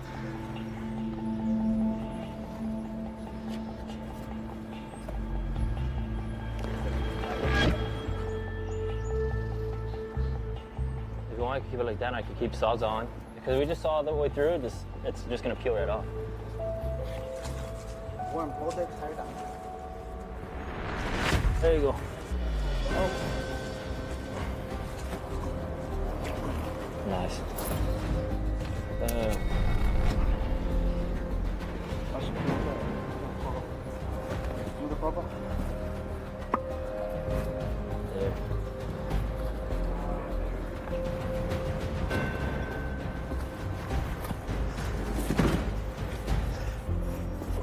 Two, 4, 6, 8, 10. 10.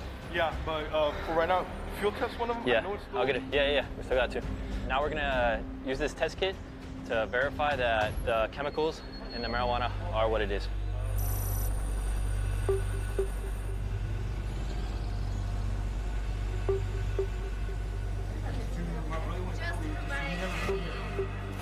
Whatever you decide, undeclared medication in the purse. Why did you fail to declare the medication, ma'am? I brought it because I was bringing them. Okay, so you knew to declare bottles, but you didn't think to declare medication? I didn't think I had to. I did it like 6 months ago. Okay, so They never told me I didn't have to declare it. Who never told you? The man where I bought it from, Okay. he said, you don't have to worry about it. You just take your bottles. What country did you buy the medication in? No, here. So in Mexico, right? Yes. So Mexico, they're going to tell you anything you want to hear. Are you serious? We're in the U.S. now, right? We have laws. This is controlled medication. Why did you tell me I could pass it? He wants to make a sale, basically. Well, he should have lied to me. Well, that's another country, and that's on you, and that's on him. Okay? Okay. Nothing else on your person? No, ma'am. No, sir. No, ma'am. Who takes his medication? My niece. Your niece? And I take them too. Are they that bad? First of all, this is a controlled substance. Okay? It's a Schedule 4 narcotic. Okay. Why would they sell them to me? Okay, we're already past that. We're past that point. Okay? Now what's gonna happen? Have you ever been arrested before? Never. Any priors? Never. Okay, what's gonna happen is... You can keep them if you want. I don't Okay. care. I just don't want to get in trouble. Okay, well, you're here now, right? So now Yes, ma'am. we have to, we're gonna have some consequences with this. What we're gonna do on this medication is we're going to call and see if they want to come pick you up for the medication being in possession of controlled substance. If they say no, what we're gonna do is we're gonna seize the medication and you're issued a monetary penalty. Okay? Okay. Just so you're looking, this is a controlled substance. Like I said, you could possibly, your fine's gonna be high. I'll tell you that much. How much? Because I can't afford it. Well, we'll explain everything to you. A controlled substance is medication that's regulated by the US government because of its potential for abuse or addiction. Without a prescription, these pills become illegal. I just didn't think that was against the law because he told me it wasn't. Okay, but put yourself in our shoes. If you're bringing in something from a foreign country and they tell you, you don't have to declare medication, just declare the bottles. Do you see where it's suspicious, right? Officers must now wait for the local police department to decide whether or not to press charges. Why would the pharmacy people lie to me and tell me it was good to cross 3 of those and 1 of those? How long were you in Mexico, ma'am? About 2 hours and a half. But that man said it was legal to cross them. And I know exactly where the pharmacy I went to. If you're stopped by any local PD and he finds this in your vehicle and you do not have a prescription with you, you will be arrested. See, but I asked that man, do I need a prescription? Ma'am, we already went past that. I understand that. So that is already insignificant at this point.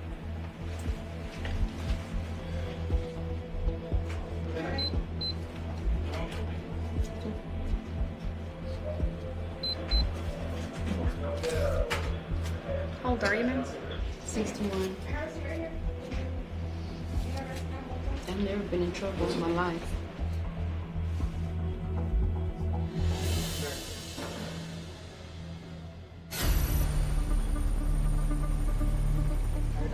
Officers at the Far International have discovered massive bundles of cannabis inside a spare tire. Now, they're on the hunt for more. The bolts are tampered on the tank as well. So what we're doing right now, we're just dropping the gas tank in order to get to the trap door that's on top of the gas tank. In order to do that, we have to take off these straps, and we're taking off right now to drop the whole tank.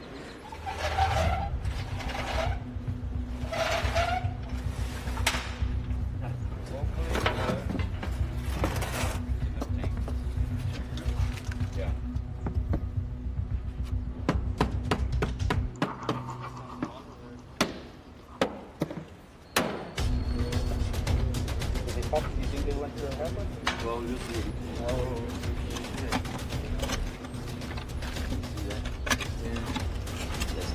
That's modified. If those blades are non-spark,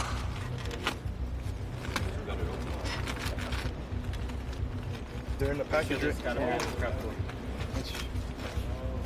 Let me get a. I just need the camera real quick. Yeah. Hold on. Let me get the camera.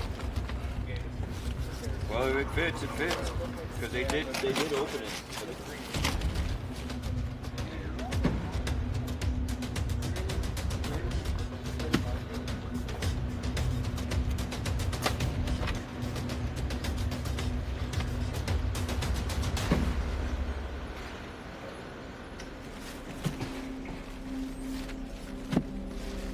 Now we're gonna use this test kit to verify that the chemicals in the marijuana are what it is.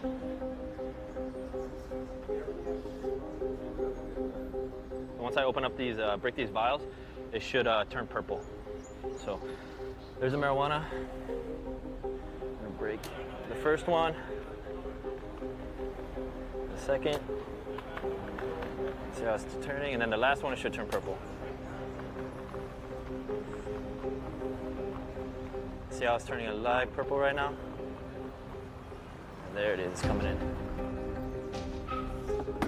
Wait or what? Yeah. Weigh these? You're gonna have to tape these up though. Okay. Because we cut them. I'm just gonna bring it over there.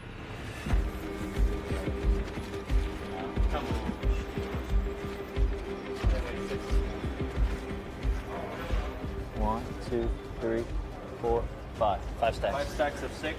131. After a narcotics load find and we go home, I mean, I obviously tell my friends, my family, I call my family and tell them, hey, we found a good load today. It was cocaine or whatever it may be. And they're all, you know, good job, wow. You feel accomplished, definitely. The 31 kilos of cannabis have an estimated street value of $500,000.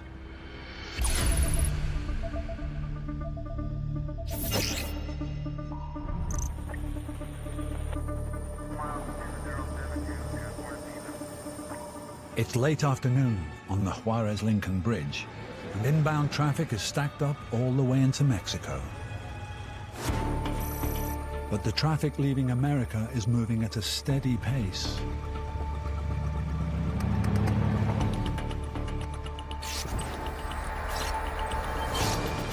And an elite team who are responsible for all high-profile operations on the bridges is awaiting the arrival of a man known to be a cartel sicario.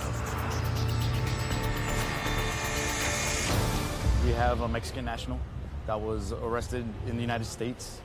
And now that he's done with the process of the deportation and the said things with state and locals, well, now we have to transport him and extradite him back to Mexico. Everybody, muster time. Okay, so check it out. Sullivan, you'll be driving one of the trucks, I'll be driving the other truck. You can't stop the traffic that's coming from Mexico, but we're gonna stop all traffic here at this point going south. 2 trucks, the first 2 trucks, myself and you, will drive, it's mid-bridge. Drive, make it half a U-turn, park the truck in an angle, and the other truck on the other side in an angle. Everybody that ever gets extradited to Mexico is always considered dangerous. We wait till the exchange is completely done. They're taking them south, and we wait there for a little bit until we know they're inside the vehicle, everything's safe, nobody's running here, nobody's escaping, nobody's trying to help out. Once it's all done, we come back tactically, make sure nobody's following you, straight back to our point.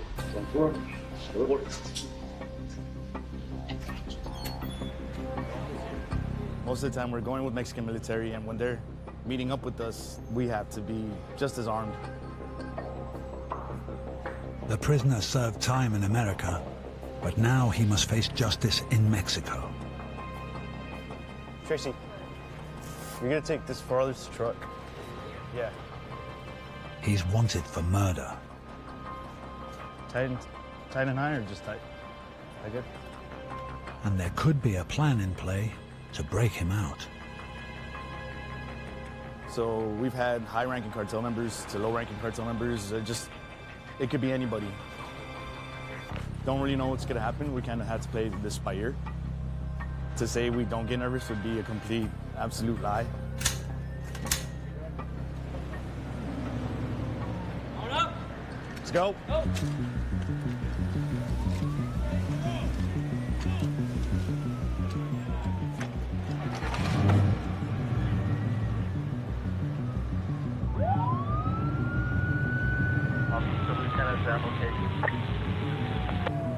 Miles of 2072, transport female.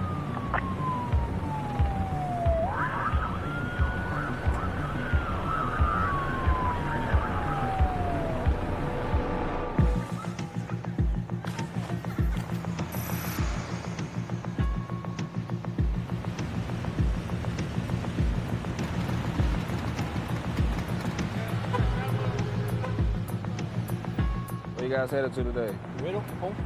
What are you guys doing in Mexico? We went to Querétaro, we ran away.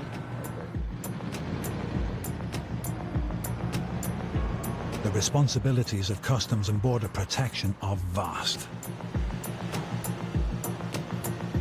Not only did they search for drugs, We're just looking for any extra bundles that might be in here. Sometimes they're inside the gas tank, sometimes they're on the drive shaft. they also monitor what food and plants enter the country. Might want to take a few out, make sure that it is all cactus and nothing else. The agriculture quarantine inspectors are in full force today. We agree. She didn't declare any of this. We are a CBP, but we're agricultural specialists. Señor, ¿eso qué es lo que es? The maíz, frutas. We actually look for fruits, vegetables, plants, diseases.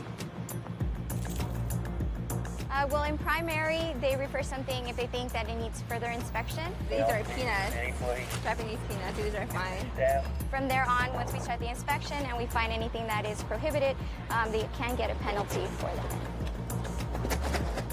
So right now, I'm going to go ahead and finish my inspection.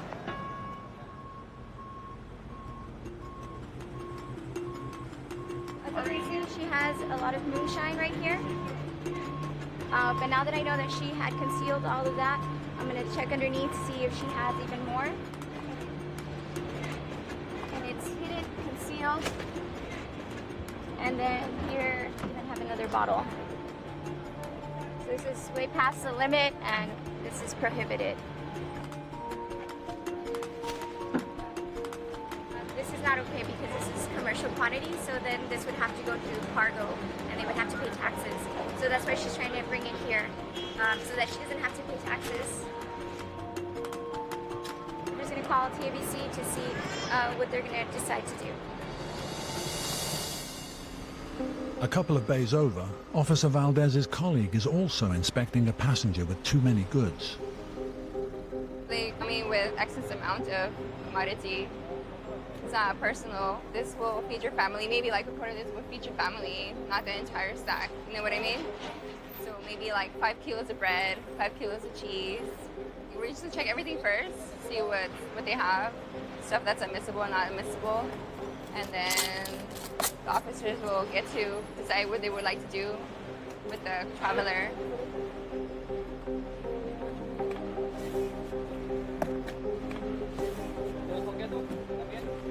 This is candy. It's actually a candy made out of goat milk. Basically, you eat it with this little spoon, right? But this is a lot of candy for 2 people.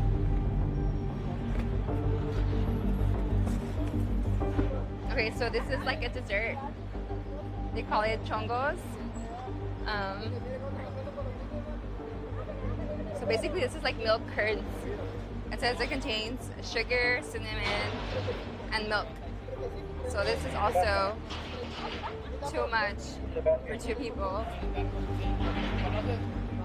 So the officers gave him the option of whether he wants to do with the commodity, if he wants to go back and take it back instead of losing it all. Passenger bridge, just for your most common travelers. If they would like to come into the United States with this quantity, they could go into a commercial bridge. They could do that as well, but they would have to pay a fee for transporting all of this. The couple have decided to go back to Mexico, where they can return the food they've purchased.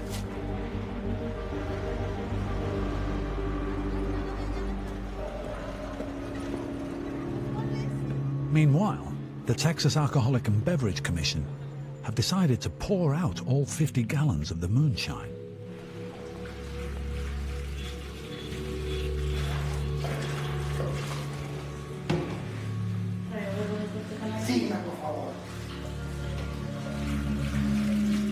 Most of these things is homemade. They make it out in the ranch.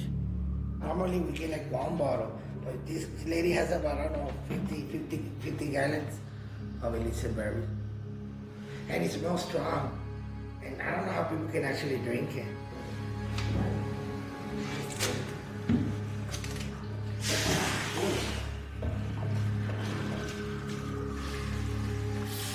This moonshine is also called pulque and is made from the fermented sap of an agave plant, the same plant used to make tequila. A long-standing tradition, this drink dates back over 1,000 years. And today, ranchers across Mexico still make pulque for those daring enough to drink it. We don't gonna offer no fine. We're just gonna explain to her that it's not allowed, that she cannot cross it over.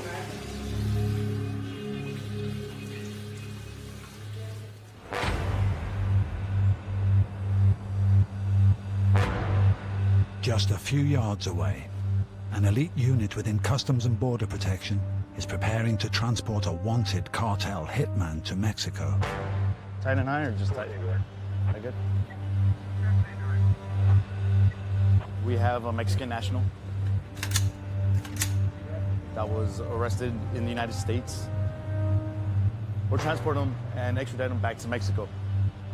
So we've had high-ranking cartel members to low-ranking cartel members. It could be anybody. Don't really know what's gonna happen. We kind of have to play this by ear. To say we don't get nervous would be a complete, absolute lie. Let's go.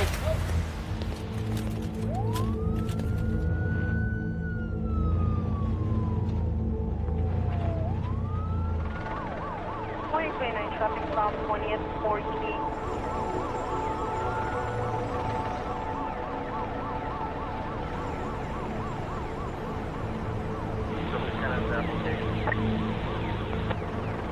The part of the bridge between checkpoints is dangerous because travelers from Mexico have not yet been vetted.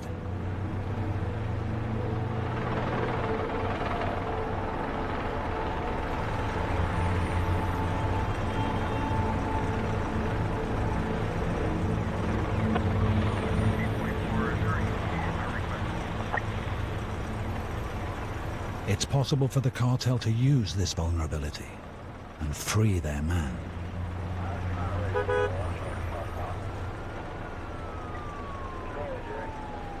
I'll stay with them. Something 71, FD. Victim is now disconnected.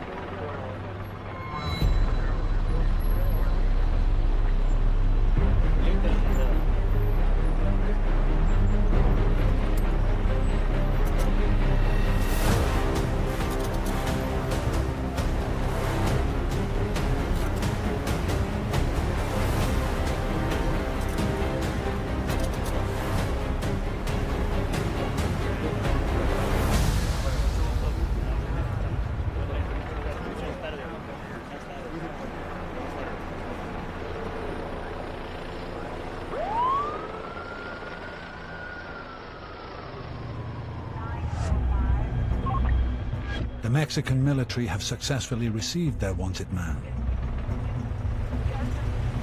But remaining on the bridge are cartel spotters who shouldn't have been there in the first place.